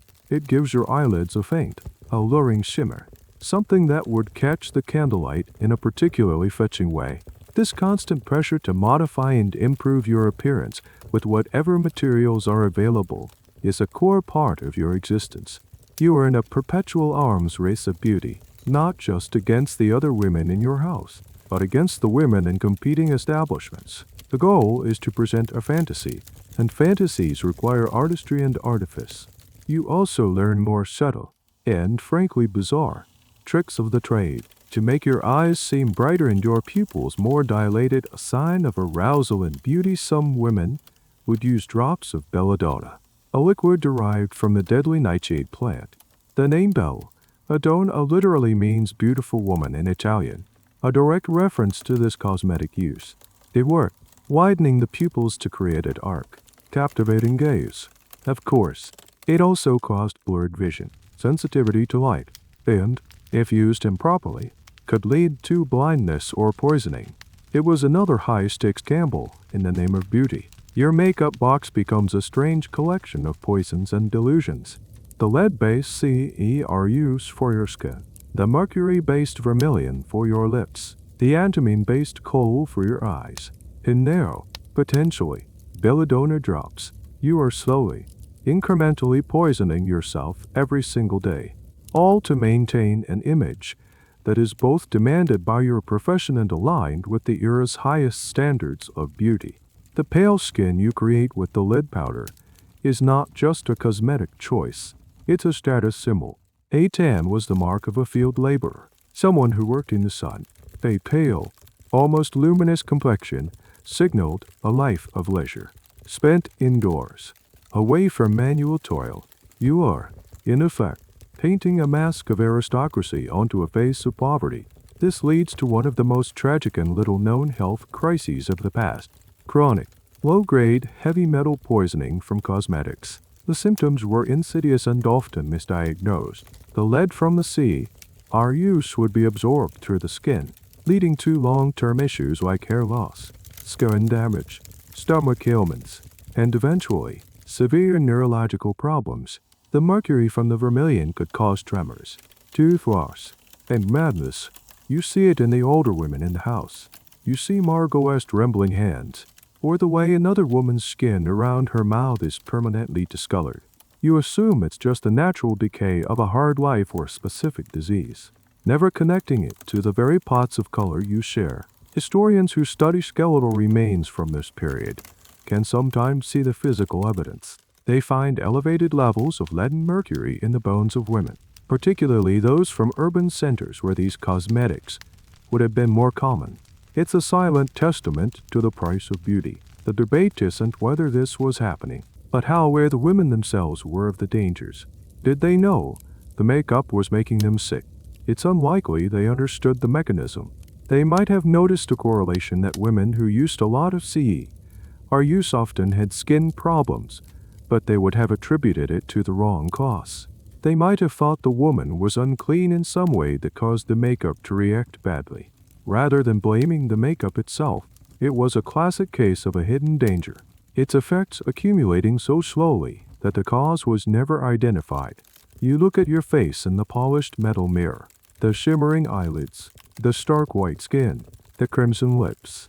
It's a work of art, in a way, a fragile, temporary masterpiece built from fish scales, toxic metals, and plant extracts.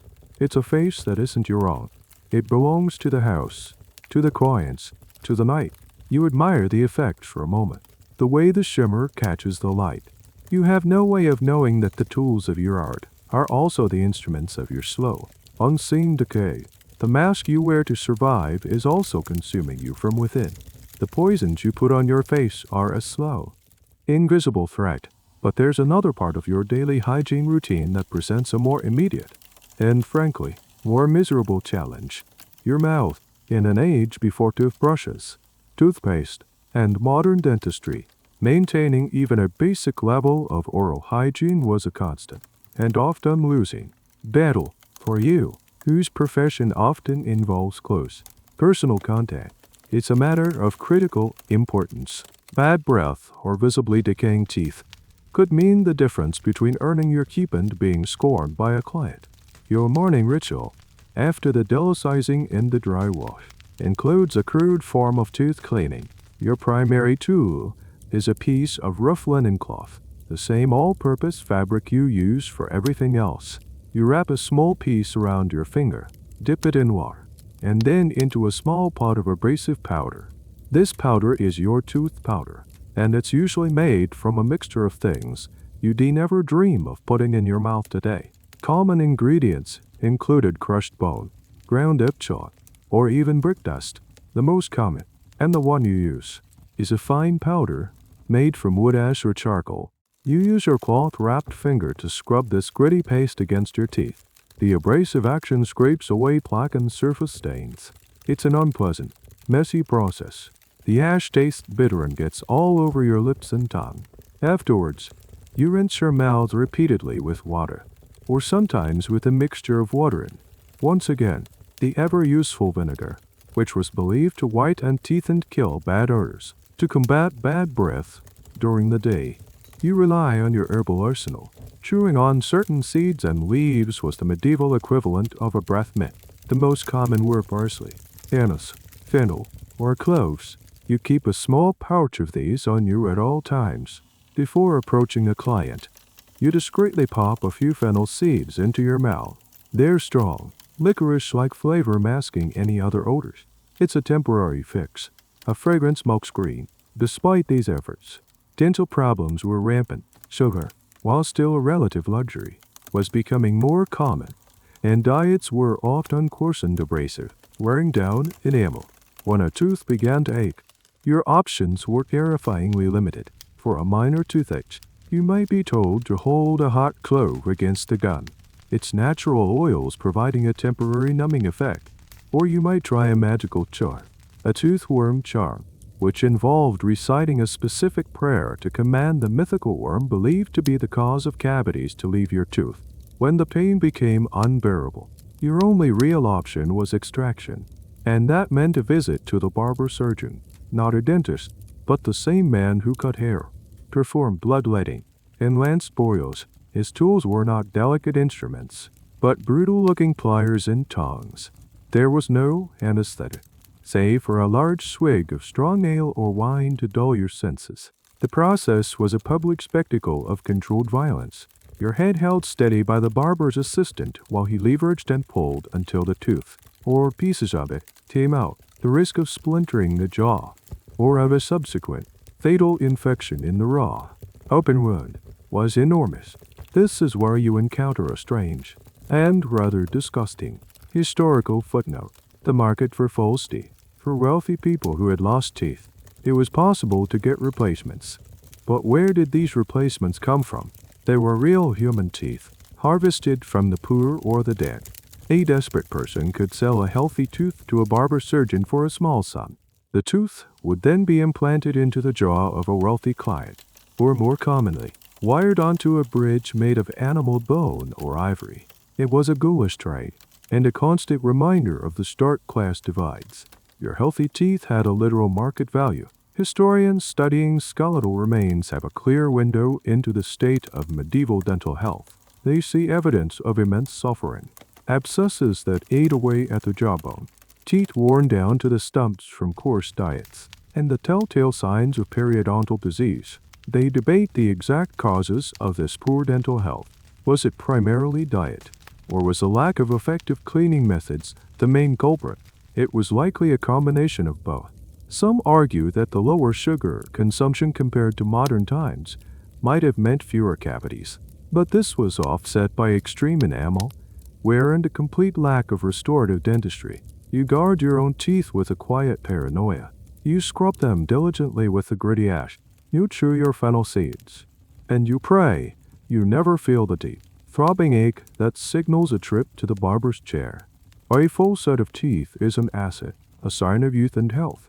A gap in your smile is a mark of decay, a step closer to the end of your working life. In the dim light of the tavern, a smile can be a to love your trade, but behind that smile is a constant, low-grade fear of the pain and ruin that could befall something as simple and as precious as a single tooth. The transaction is over. The client has paid Agnes and left, disappearing back into the night. The noise of the main room drones on, but your part in it is finished for now. A profound sense of weariness settles over you, a feeling that is more than just physical tiredness. It's a psychic exhaustion, but your work is not done. In many ways, the most crucial part is just beginning, the cleanup. This is your last, and most important, line of defense against the twin errors of your profession, disease and pregnancy. You retreat to a small, private space, a drafty corner of the loft, or a small, windowless chamber at the back of the house that serves as a communal washing area. Privacy is a luxury you don't have. But in these moments, the women afford each other a silent, unspoken respect for the grim task at hand. Here, your most essential tools are waiting. A bucket of cold water, your precious vinegar job, a sea sponge or a wad of linen, and your lye soap. The first step is a thorough external wash. You use the harsh soap and water to cleanse yourself as best you can.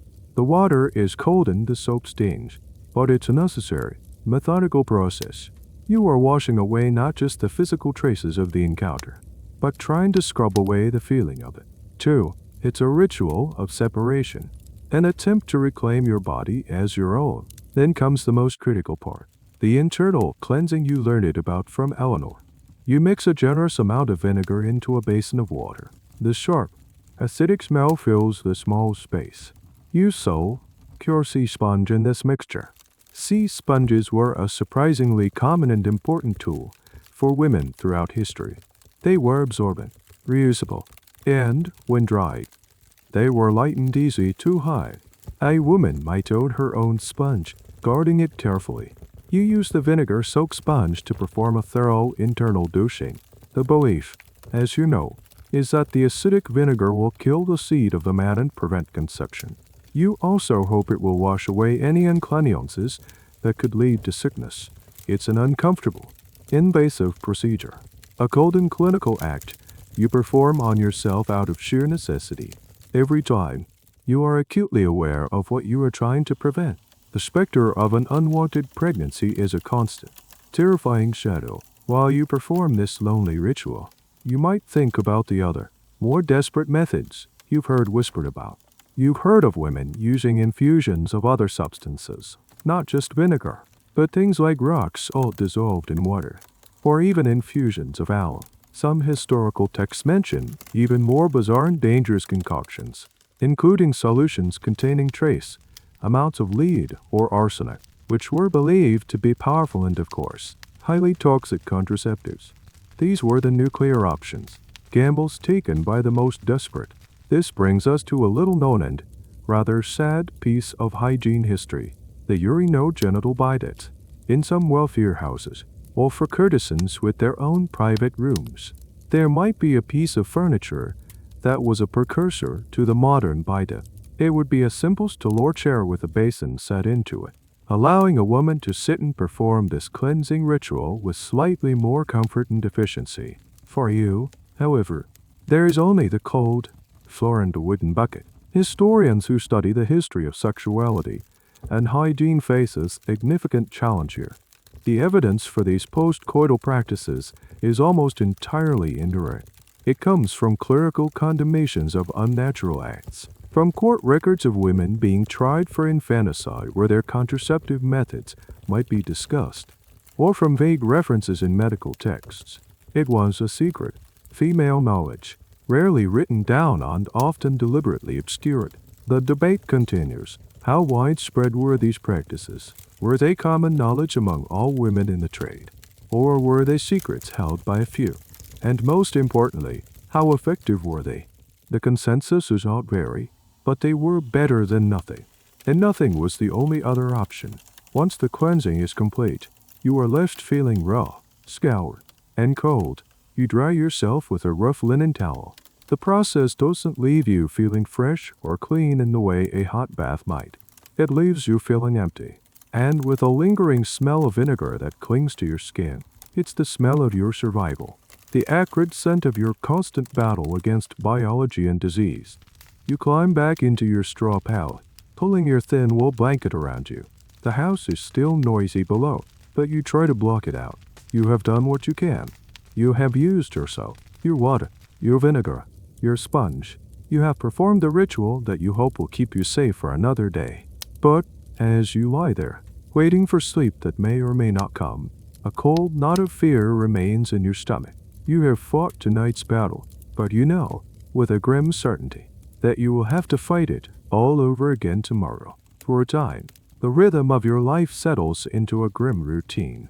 The morning delicizing, the pre-work ritual of painting on your toxic mask, the transactions in the smoky main room, and the lonely, vinegar-scented cleanup afterwards. The health fears that consume you are the ones you know, the skin rashes, the lice, the constant threat of pregnancy. But then, a new terror arrives.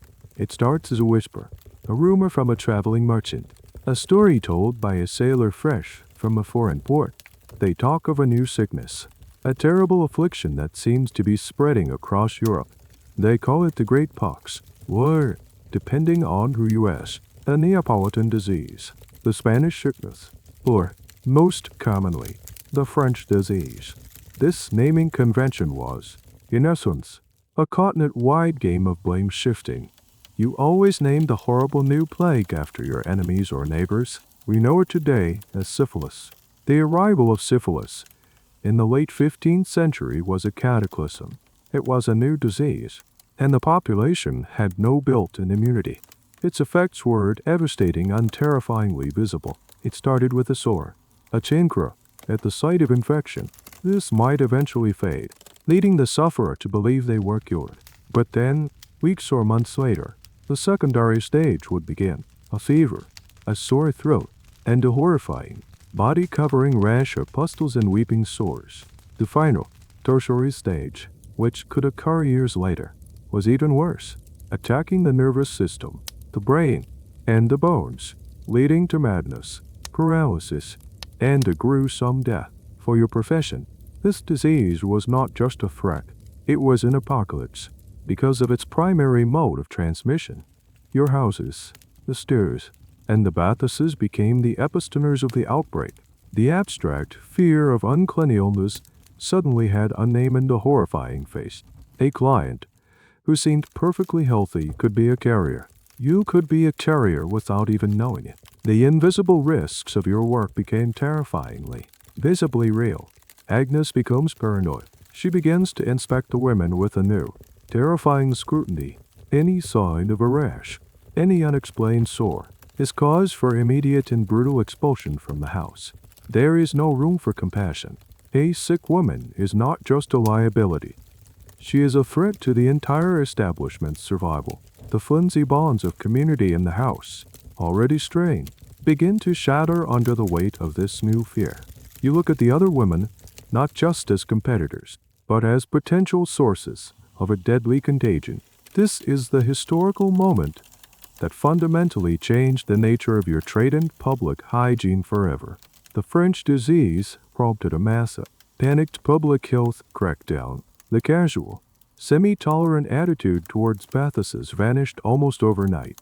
The same bathhouses that had been social centers for centuries were now seen as nothing more than pestilential incubators of the pox. City authorities across Europe began to shut them down by the dozen, believing that the hot, steamy, promiscuous environment was to blame for the spread of the disease. In a way, they weren't wrong, but their solution was to eliminate the venue rather than address the disease itself. You also see the introduction of a new, and rather grim, tool of the trade, the condom. But these are not the late products of the modern world. The earliest forms, which began to appear in response to the syphilis epidemic, were made from linen, animal intestine, usually from a sheep or goat, or even fish bladders. A piece of intestine would be cleaned, treated, and tied off at one end with a ribbon to hold it in place. They were thick, uncomfortable, and drew announcedly expensive.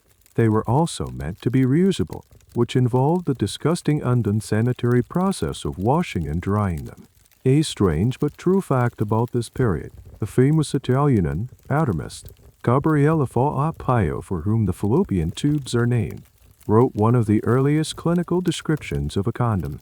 In his work De Morbo Gallico on the French disease, he described a linen sheath soaked in a chemical solution, which he claimed to have tested on over 1,000 men, none of whom became infected. It was a primitive form of clinical trial, a desperate attempt by the medical establishment to find some way to stop the relentless march of the disease. The debate among historians here is fierce. How common were these early condoms? The evidence suggests they were not common at all, especially among the lower classes. They were a luxury item, used by wealthy men who were trying to protect themselves when visiting women like you. It's highly unlikely that you, or the house, would have been able to afford to provide them. The responsibility for protection, as it often was, fell entirely on the client, and most either couldn't or wouldn't bother. The arrival of the great pox marks a turning point. The already precarious existence you lead becomes infinitely more dangerous. The fear is no longer just of a skin rash or a common parasite. It's a fear of a disease that can rot you from the inside out, turning you into a walking horror before it kills you. The world outside is growing more hostile, shutting down the spaces you once occupied. And inside the house, the atmosphere is thick with a new, deadly suspicion. You look at your own skin every morning with a new sense of dread, searching for the first sign, the first sore, that would signal the end of your world. The terror of the French disease settles over the house like a permanent, suffocating fog. The old herbal remedies, the comfrey poultices and calendula washes, are useless against this new horror. Desperation breeds a market for new, more powerful cures. It isn't long before a new word starts to be whispered in the taverns and marketplaces. a word that promises a miracle. Mercury, you first hear about it from a traveling doctor, a quack with a cart full of impressive-looking bottles, who claims to have a severe treatment for the great pox. The treatment involves mercury, the silvery, liquid metal that fascinates and terrifies in equal measure. He sells expensive ointments and pills, all containing some form of this potent neurotoxin. The logic behind the mercury cure was, in its own twisted way, understandable. The primary symptom of secondary syphilis was often excessive salivation and sweating. Mercury, when ingested or absorbed through the skin, also causes excessive salivation as a primary symptom of poisoning.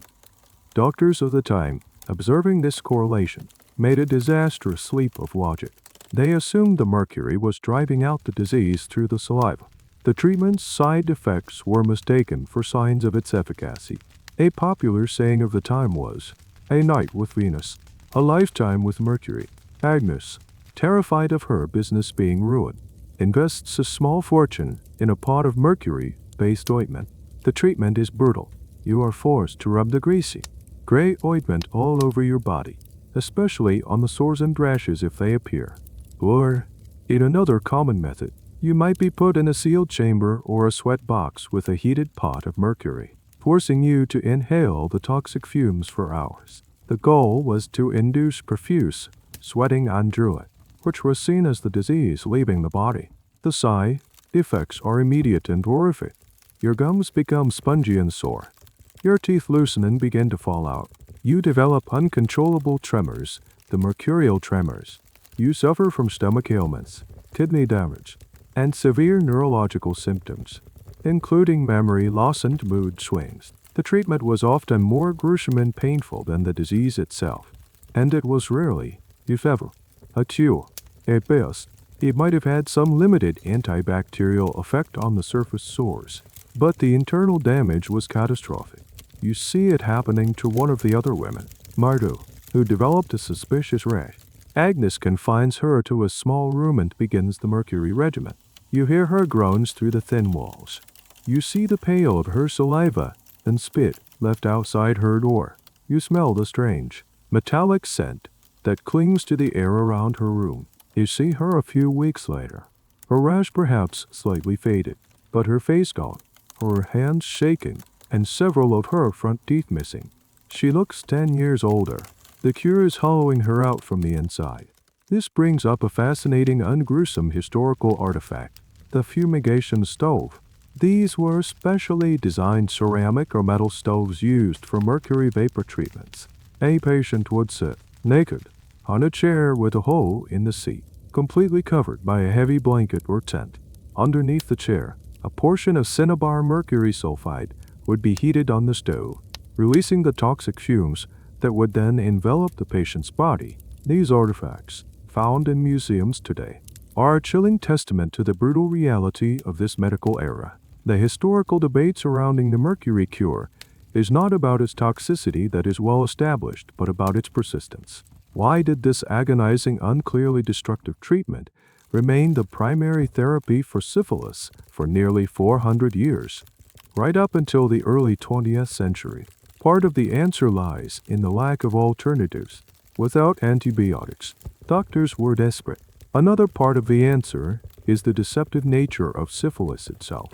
The disease has periods of latency, where symptoms seem to disappear on their own. A doctor might administer the mercury treatment. The patient's rash would fade as the disease entered a latent phase, and the doctor would triumphantly declare the treatment a success, ignoring the patient's new tremors and lost teeth. You live in mortal fear of the treatment. The disease is a terrifying prospect, but the cure offered is a guaranteed painful decline. You become even more meticulous with your post-coital cleansing. Your use of vinegar and soap no longer just a ritual against pregnancy, but a desperate ward against a fate worse than death. You examine your own body with a paranoid's eye, and you look at Margot, shaking in a corner, and you see your own potential future. The pot of mercury ointment sits on Agnes' shelf, a symbol of the house's dark new reality. It's a false promise, a liquid demon that offers a cure that is indistinguishable from the disease's worst ravages.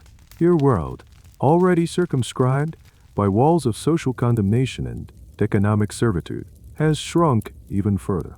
No, it is also defined by the terror of a new disease and the horror of its supposed remedy.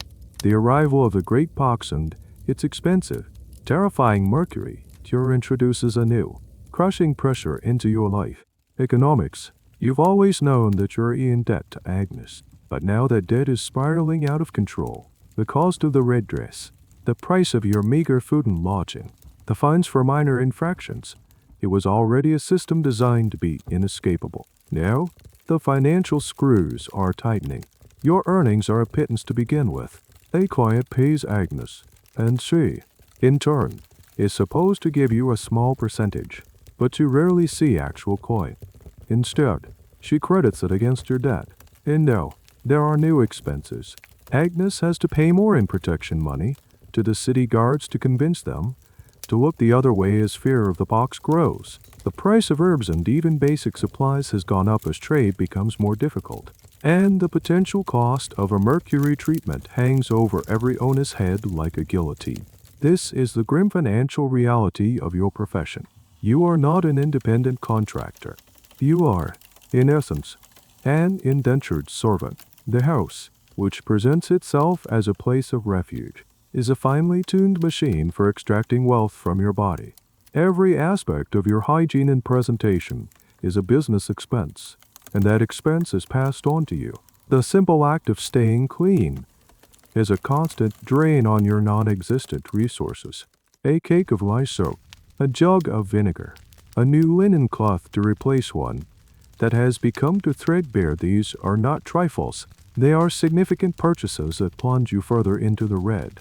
You start to see why some of the older women cut corners, why they reuse cloths for too long or try to get by with just a water rinse instead of using the precious vinegar. It's not because they are lazy or don't care.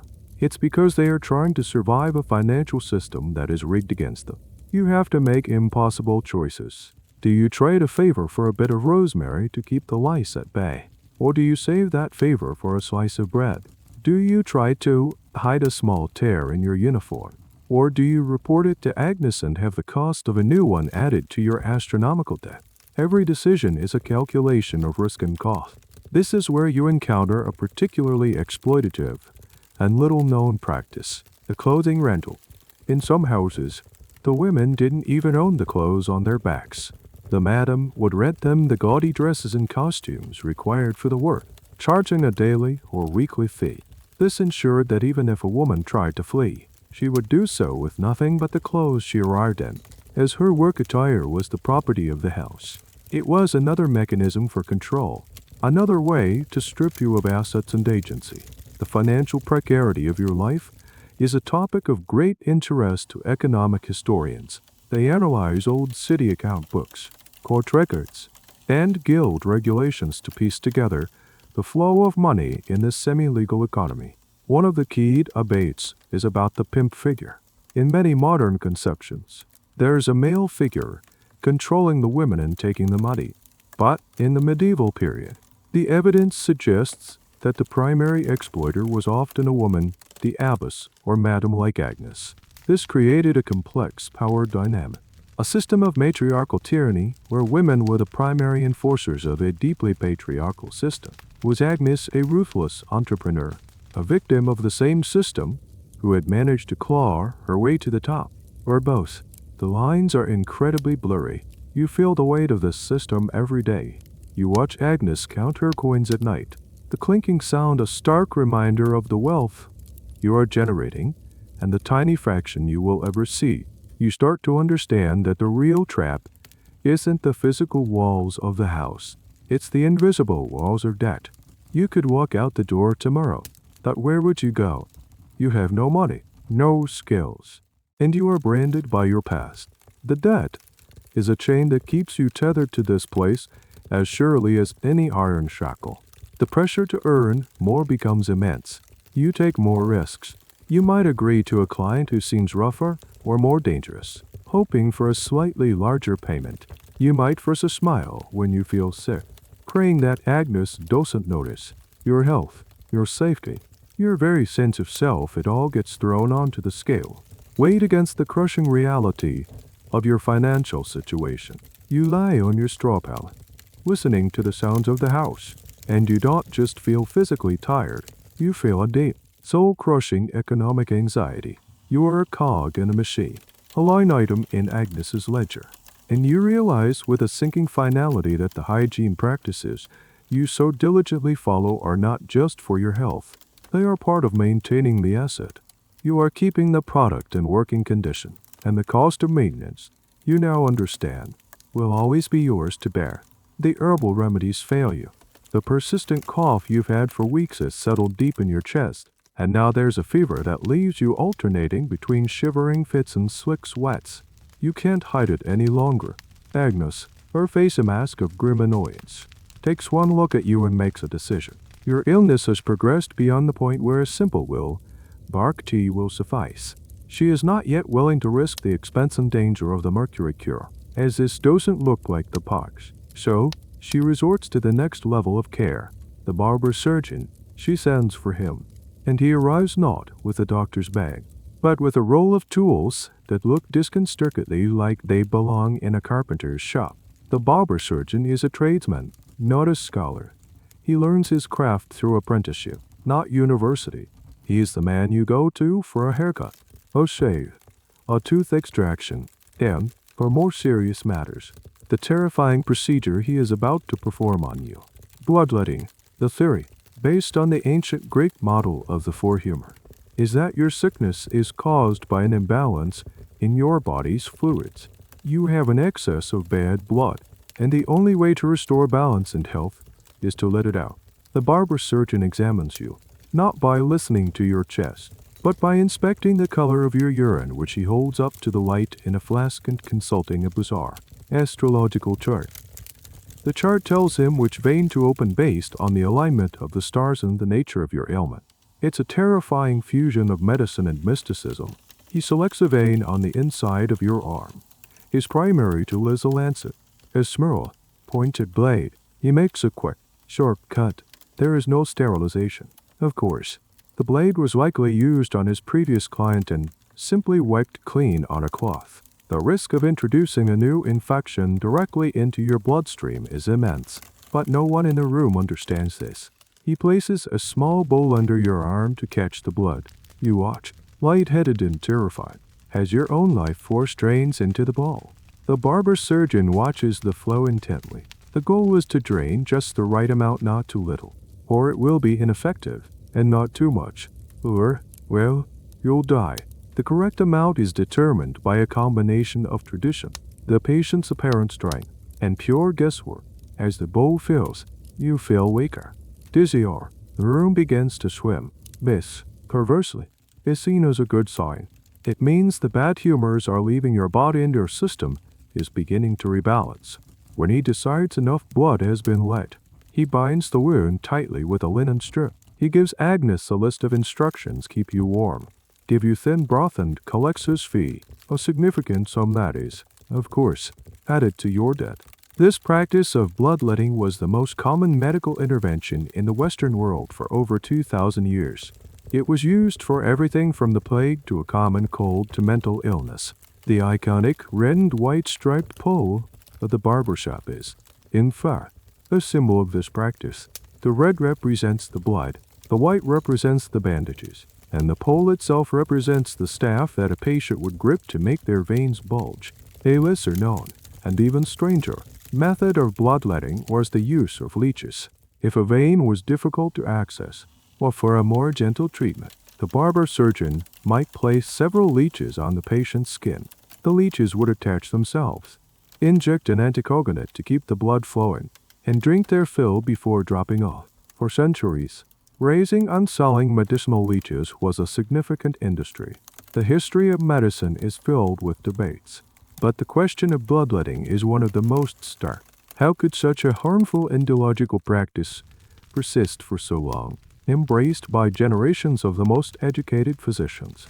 The answer is a complex mix of factors. The power of ancient authority, if Galen said it worked. It worked. The lack of alternative theories for disease and confirmation by a soul played a role. A patient might get better after being bled because their immune system fought off the illness, and the doctor would credit the bloodletting. If the patient died, it was because the disease was too aggressive, or they hadn't been bled soon enough. The treatment was never blamed. You are left weak, pale, and trembling on your pallet. The fever might break in a day or two, or it might not. You have survived the treatment, but you feel immensely fragile. You have been subjected to the best medical care your world has to offer a woman of your station, and it was a terrifying, unforgiving, and likely counterproductive ordeal. You look at the small, blood-stained bandage on your arm. It feels like a brand, a mark of your vulnerability. You have faced the lancet of the barber surgeon and survived, but the experience leaves you with a profound sense of despair. Your health is not in your hands. It is subject to the whims of disease, the theories of ancient Greeks, the alignment of the stars, and the unwashed tools of a man who cuts hair for a living. The bloodletting has left you weak and anemic, your body struggling to recover not just from the illness but from the cure. Your faith in the physical remedies of your world, the herbs, the vinegar, the barber surgeon's blade is shaken. In this state of fear and fragility, you, like so many around you, turn to another, more ancient form of protection, magic. It's not a formal, dramatic ritual. It's a quiet accumulation of small superstitions and talismans, a parallel system of hygiene for the soul. Eleanor, seeing your despair, presses a small, smooth stone with a natural hole in it into your hand. "I have stone," she whispers, "to ward off evil spirits in the nightmare." You close your fingers around it. The stone is cool and solid. It doesn't make your cough go away, but holding it brings a tiny, irrational flicker of comfort. This is your entry into the world of protective amulets and folk magic, a critical but often overlooked aspect of medieval life and health. In a world where the causes of disease were mysterious and terrifying, any protection was better than none. You begin to wear the hagstone on a leather thong or weather thong around your neck, hidden beneath your shelf. You learn about other common talismans. A piece of red coral, another item often worn around the neck, was believed to protect against the evil eye, a malicious glare that could cause illness or misfortune. A dried piece of toad, wrapped in silk and worn in a pouch, was thought to be a powerful amulet against the plague. The logic was one of sympathetic magic. The toad was seen as a creature that absorbed poison from the earth, and so its dried body could absorb the poison of the plague before it entered you. Your hygiene routine now incorporates these small, secret rituals. When you perform your vinegar cleansing, you might whisper a small, half-remembered prayer or rhyme that an old woman in your village used to mutter.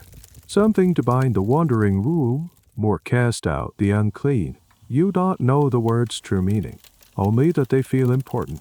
You might draw a small, protective symbol, a pentagram or a cross, on the door of your sleeping space with a piece of chalk, hoping to bar entry to disease-carrying spirits.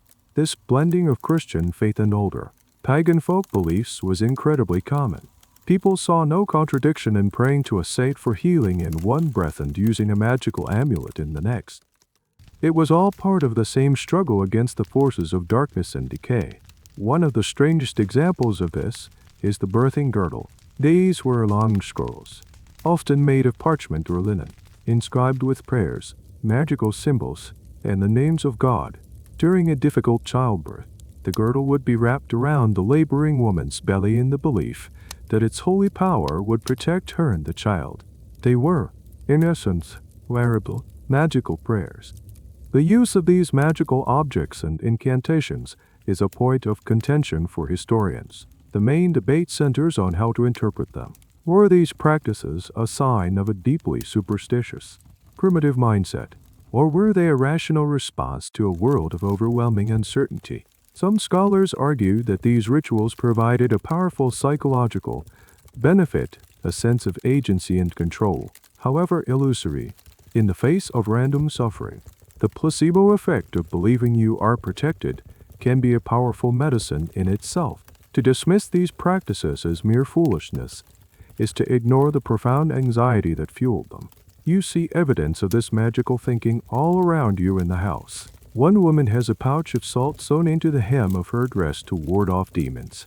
Another refuses to sleep without a piece of iron under her pallet to repel mischievous fairies, who were sometimes blamed for minor illnesses or misfortunes. Agnes, for all her hard-headed business sense, will not allow anyone to sweep the dust out of the front door after dark, for fear it will sweep the luck out of the house. Your small collection of protective objects grows. The hagstone, a bent nail you found near the church, believed to be lucky, a scrap of paper, purchased from a wandering friar, with a magical word square written on it, which, when worn, was said to cure fevers. These items are worthless in the real world, but in your world, they are a second, invisible set of armor. They are your hygiene for the unseen, a desperate attempt to clean the bad luck and evil influences from your life, just as you scrub the dirt from your skin. The greatest fear in the house, greater than the pox or the barber's lancet, is a missed monthly bleeding. It brings a silence into cold dread that is palpable. A pregnancy is a catastrophe. It means the end of your ability to work, the loss of your already precarious place in the house, and a future of unimaginable difficulty. Agnes sees a pregnant woman not with sympathy, but as a broken tool, a liability that needs to be dealt with. When Eleanor is a month late, then too, the whispers begin. You see the terror in her eyes. She grows desperate. The secret, dangerous knowledge of the house is brought out into the open, but only in the most hushed, fearful tones. This is the world of illegal folk abortion. You learn that the first line of attack is often violent physical exertion. Eleanor is advised to lift heavy barrels, to jump from the top of the loft ladder, or to bind her abdomen as tightly as possible, all in the hope of physically dislodging the pregnancy. These methods are brutal, exhausting, and rarely effective. When that fails, the next step is the world of abortifacient herbs, the plants that Agnes strictly forbids. But in the face of ruin, the women defy her. They pool their resources to secretly buy a small packet of dried herbs from a wise woman on the edge of town. The primary herbs used for this purpose were penurial, tansy, rue, and Savin juniper. They are known poisons. The idea is to create a tea or infusion strong enough to terminate the pregnancy, but not so strong that it kills the woman. It is an incredibly dangerous balancing act, performed without any knowledge of dosage or pharmacology. You watch as Eleanor drinks the bitter, dark tea. The effects are violent. She suffers from severe cramping, vomiting, and bleeding. She is racked with pain for days, hiding her agony from Agnes as best she can. The other women care for her in secret, bringing her water and cleaning up after her, all while terrified of being discovered. Sometimes, this method works, resulting in a miscarriage that is almost indistinguishable from a heavy, painful period, but just as often, it results in nothing but a weakened, sickened woman who is still pregnant. Or, in the worst cases, it can lead to hemorrhage, permanent internal damage, or a slow, agonizing death from poisoning. If the herbs fail, the final, most terrifying options are mechanical. These methods are spoken of with the deepest horror.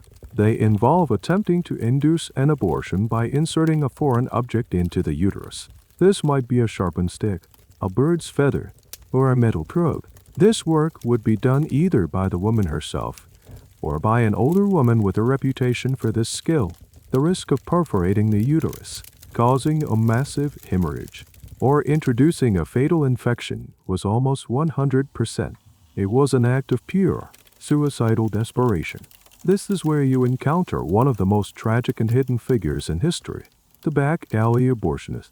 This person, almost always a woman, operated in the deepest shadows of society. She possessed a body of dangerous, secret knowledge, passed down through generations. She was both a savior and a potential killer. The figure, sought out by women of all social classes who found themselves in impossible situations. Her work was condemned by the church as murder and by the state as a crime, and if caught, she could face execution. The historical debate around this topic is fraught with difficulty.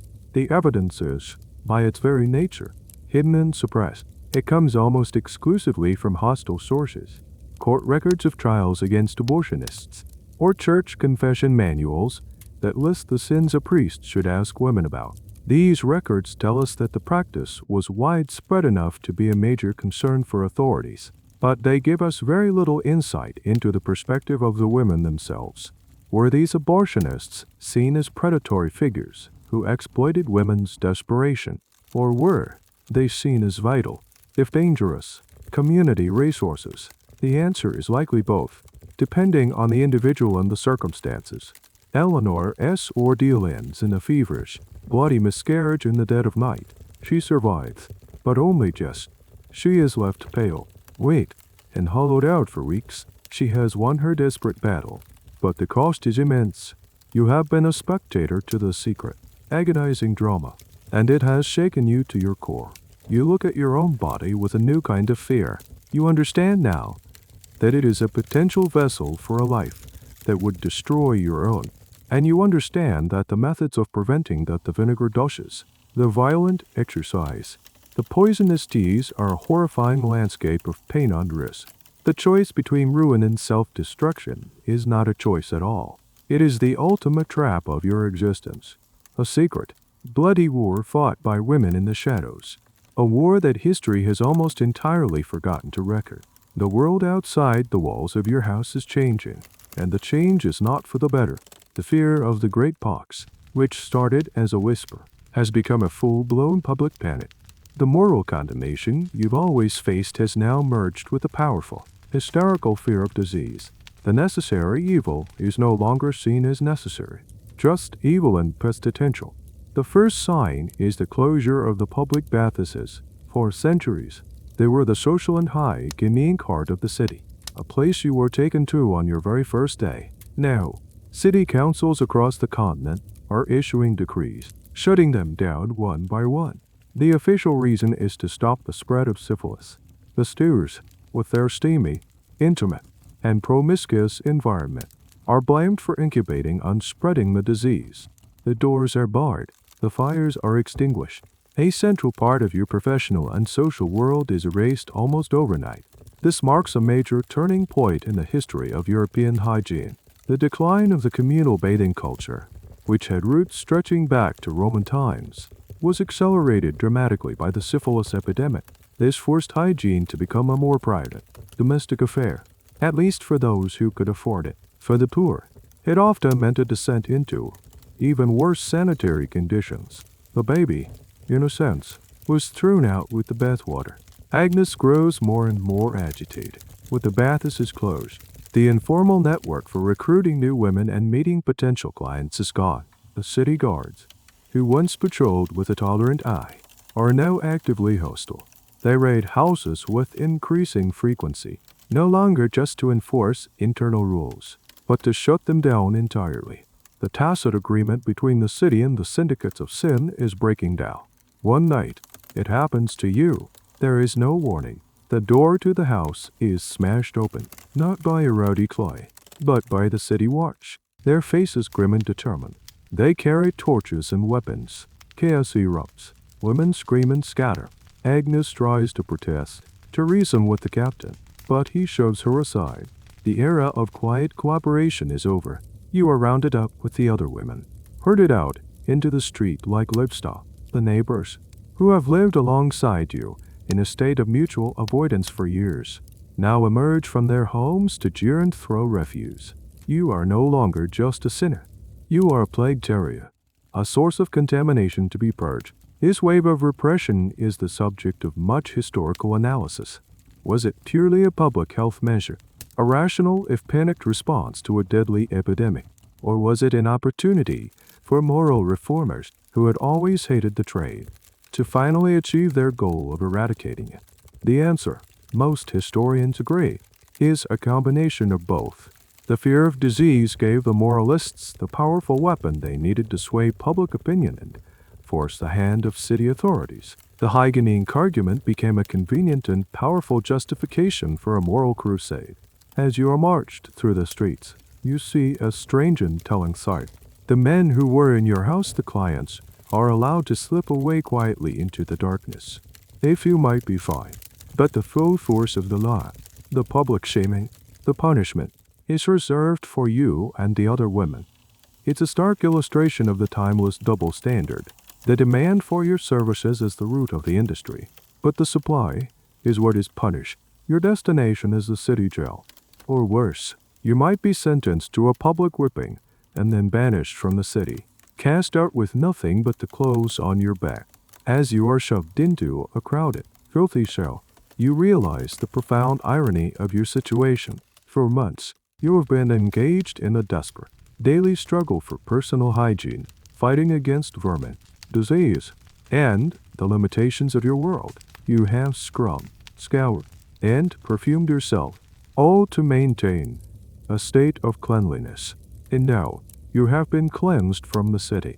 You have been deemed a piece of filth, to be expunged from the body politic.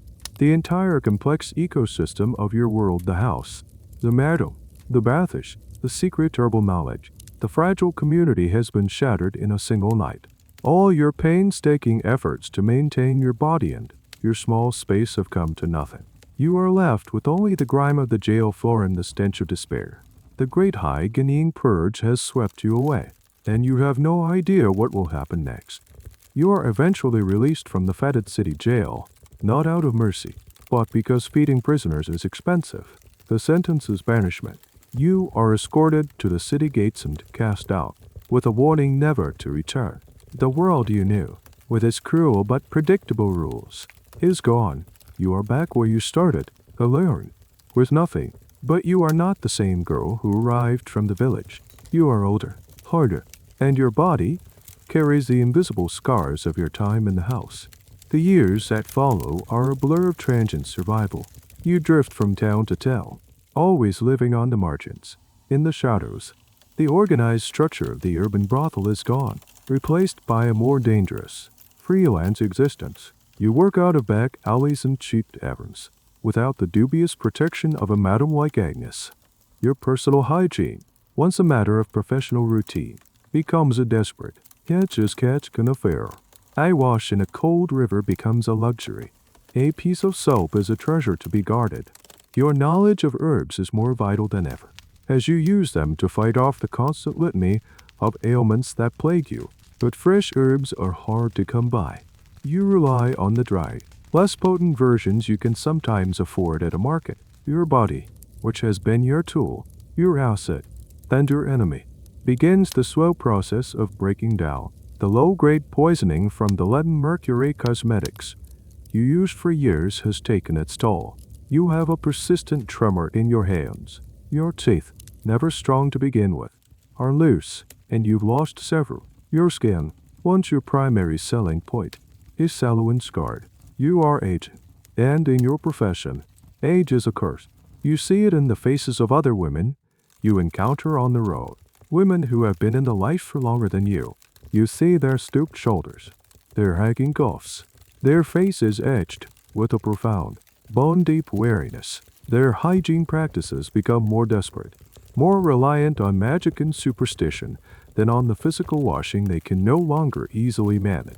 They mutter charms to ward off the aches in their bones and carry foul-smelling pouches of protective amulets. This is the grim reality of a life spent in the trade, a reality that history often romanticizes or ignores. There was no retirement plan. There was no graceful exit. For most, it was a slow, downward spiral into poverty, illness, and an early, anonymous death. One day, you find a small shard of polished metal and look at your reflection. The face that stares back is a stranger. The youthful contours are gone, replaced by sharp angles and fine lines. The light in your eyes has dimmed. You try to create the old mask, mixing some soot with grease to darken your eyes, pinching your cheeks to bring a hint of color. But it's a parody of your former self. The illusion is gone. This brings up a sad and difficult question for historians. What happened to these women as they aged? The historical record, which was already scant, becomes almost completely silent. They disappear from the accounts of the brothels, from the court records, from the tax rolls. Some may have found a patron, a man who would keep them in their old age, but this was exceptionally rare. Some may have managed to save a tiny amount of money and disappear into a new life, though the stigma would have followed them. Some may have ended their days in a church-run poorhouse or hospital. their past sins hopefully forgiven. The vast majority, it is believed, simply vanished. They died of disease, of malnutrition, of violence, and were buried in unmarked paupers' graves.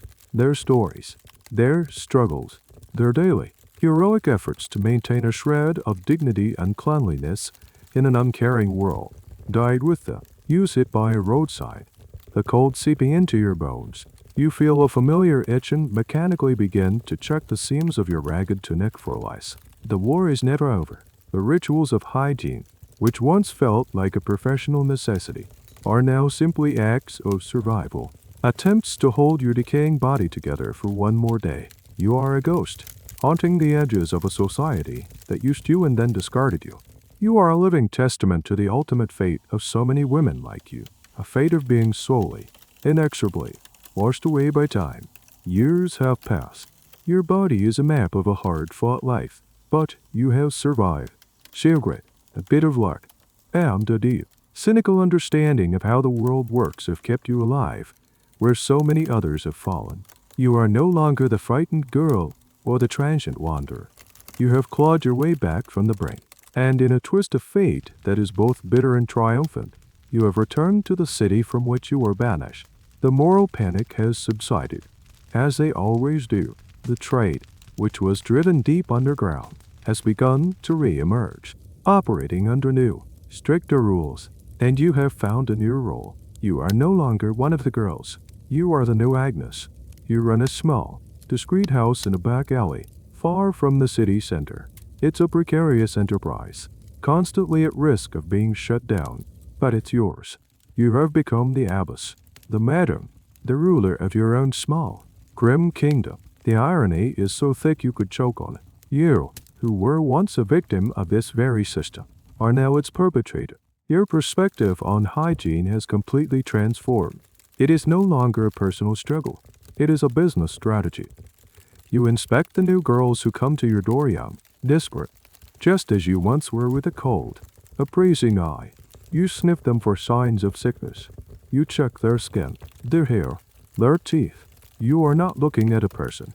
You are assessing an asset. You enforce the rules of cleanliness with a tyrannical rigor, because you, better than anyone, know the cost of letting things slide.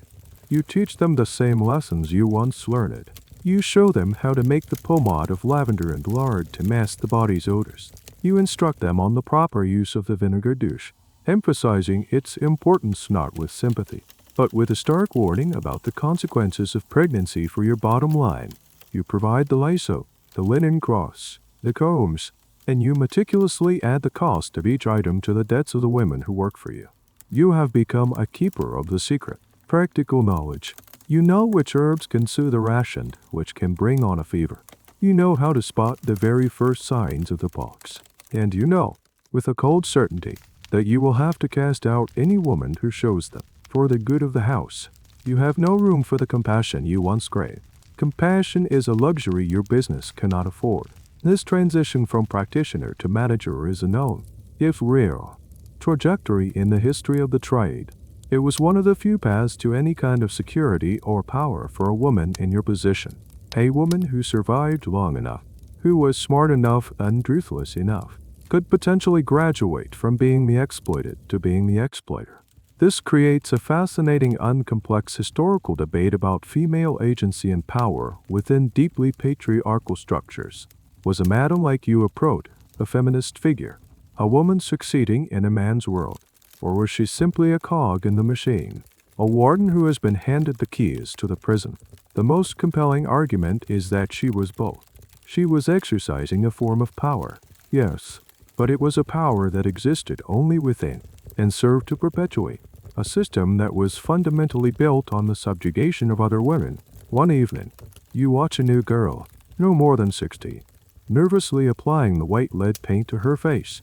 You see the fear and confusion in her eyes, and for a fleeting moment, you see yourself. You almost step forward to warn her, to tell her about the poison she is smearing on her skin, about the slow decay it will cause.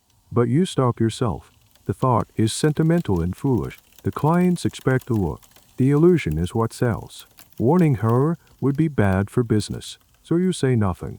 You simply walk over, take the lamb's wool puff from her in steady hand, and show her how to apply the powder more evenly, to create a smoother, more perfect, more profitable mess. Like this, you say, your voice flattened hard, just like Agnes used to be. Don't be shy with it. In that moment, the circle is complete. The last vestiges of the girl from the village die. You have survived. You have succeeded. You have become the manager of misery, the purveyor of poison beauty, the enforcer of the very rules that once trapped you. You are safe, for now, and the price of your safety is the perpetuation of the cycle, a cycle of desperate hygiene and hidden suffering. For a new generation of women, decades have passed. The city has changed, grown, but the narrow alley where you keep your house remains a place of shadows and secrets. You are an old woman now. The face that looks back at you from your polished metal mirror is a roadmap of a life that few could imagine. The tremors in your hands are constant, a souvenir from the mercury you once feared. Your joints ache with a damp chill that never truly leaves. You are no longer the madam in the thick of it. You have a younger, harder woman running the daily operations now. Another version of yourself, another link in the chain. You have retreated to a small, quiet room at the back of the house, a ghost in your own home. You have a small hoard of coins, enough to ensure you won't die in a ditch. And that is the only victory you have ever known. Your days are consumed by one final, obsessive ritual of hygiene. It is no longer about professional presentation or disease prevention. It is about something deeper. It is about trying to wash away the years, the memories, the grime that has settled not on your skin, but in your soul. You have a large copper tub, a luxury you could only have dreamed of in your youth. Twice a day, you have a serving girl haul buckets of hot water to fill it. You lower your old, tired body into the steam, and you perform a slow, methodical wash. You use expensive, scented soap made with olive oil instead of harsh lye. You scrub your wrinkled skin with a soft linen cloth, over and over again, as if trying to slough off the past. This final act, this obsessive bathing, is a profound and poignant historical irony. You, who were taught to fear water, to believe it opened the pores to sickness, now seek refuge in it.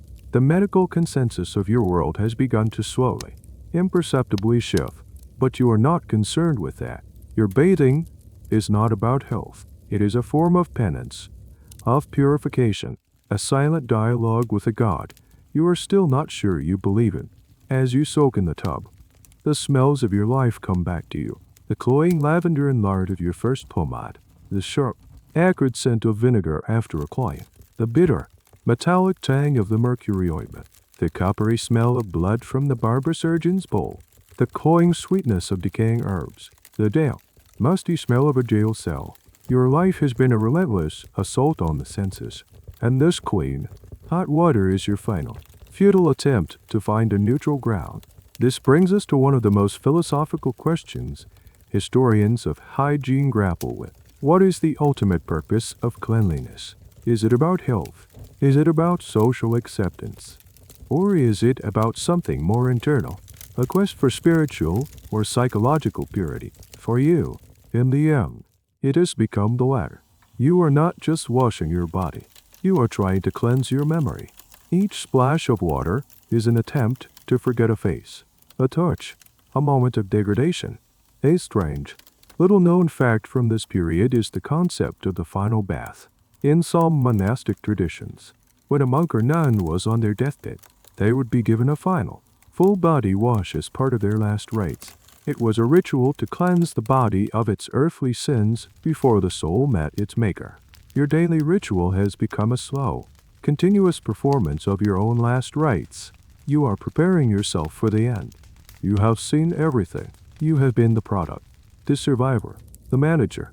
You have seen the trade through waves of tolerance and persecution. You have seen diseases come and go, and you have seen the brutal, ineffective cures they inspired. You have seen countless women pass through the doors of this life, and you have seen most of them consumed by it. Your endless washing will never make you clean. The stains are too deep. But the ritual itself is all you have left. It's a quiet, dignified act of defiance against a life that offered you so little of either.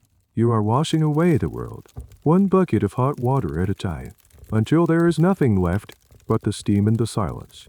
You have been forgotten by history, a footnote in a city's ledger, a ghost in a back alley. But in this vital, repeated act of washing, you claim one last, small piece of your own story. You will meet your end, at least, on your own terms, warm, and as clean as you can possibly be. And so, the water cools around you, the steam dissipates, and the sounds of the house, the faint laughter and the clinking of mugs, fade into a low, distant hum. The sharp edges of memory begin to soften, the faces and the fears blurring together, losing their power. You are floating now, in a quiet, warm, and weightless space.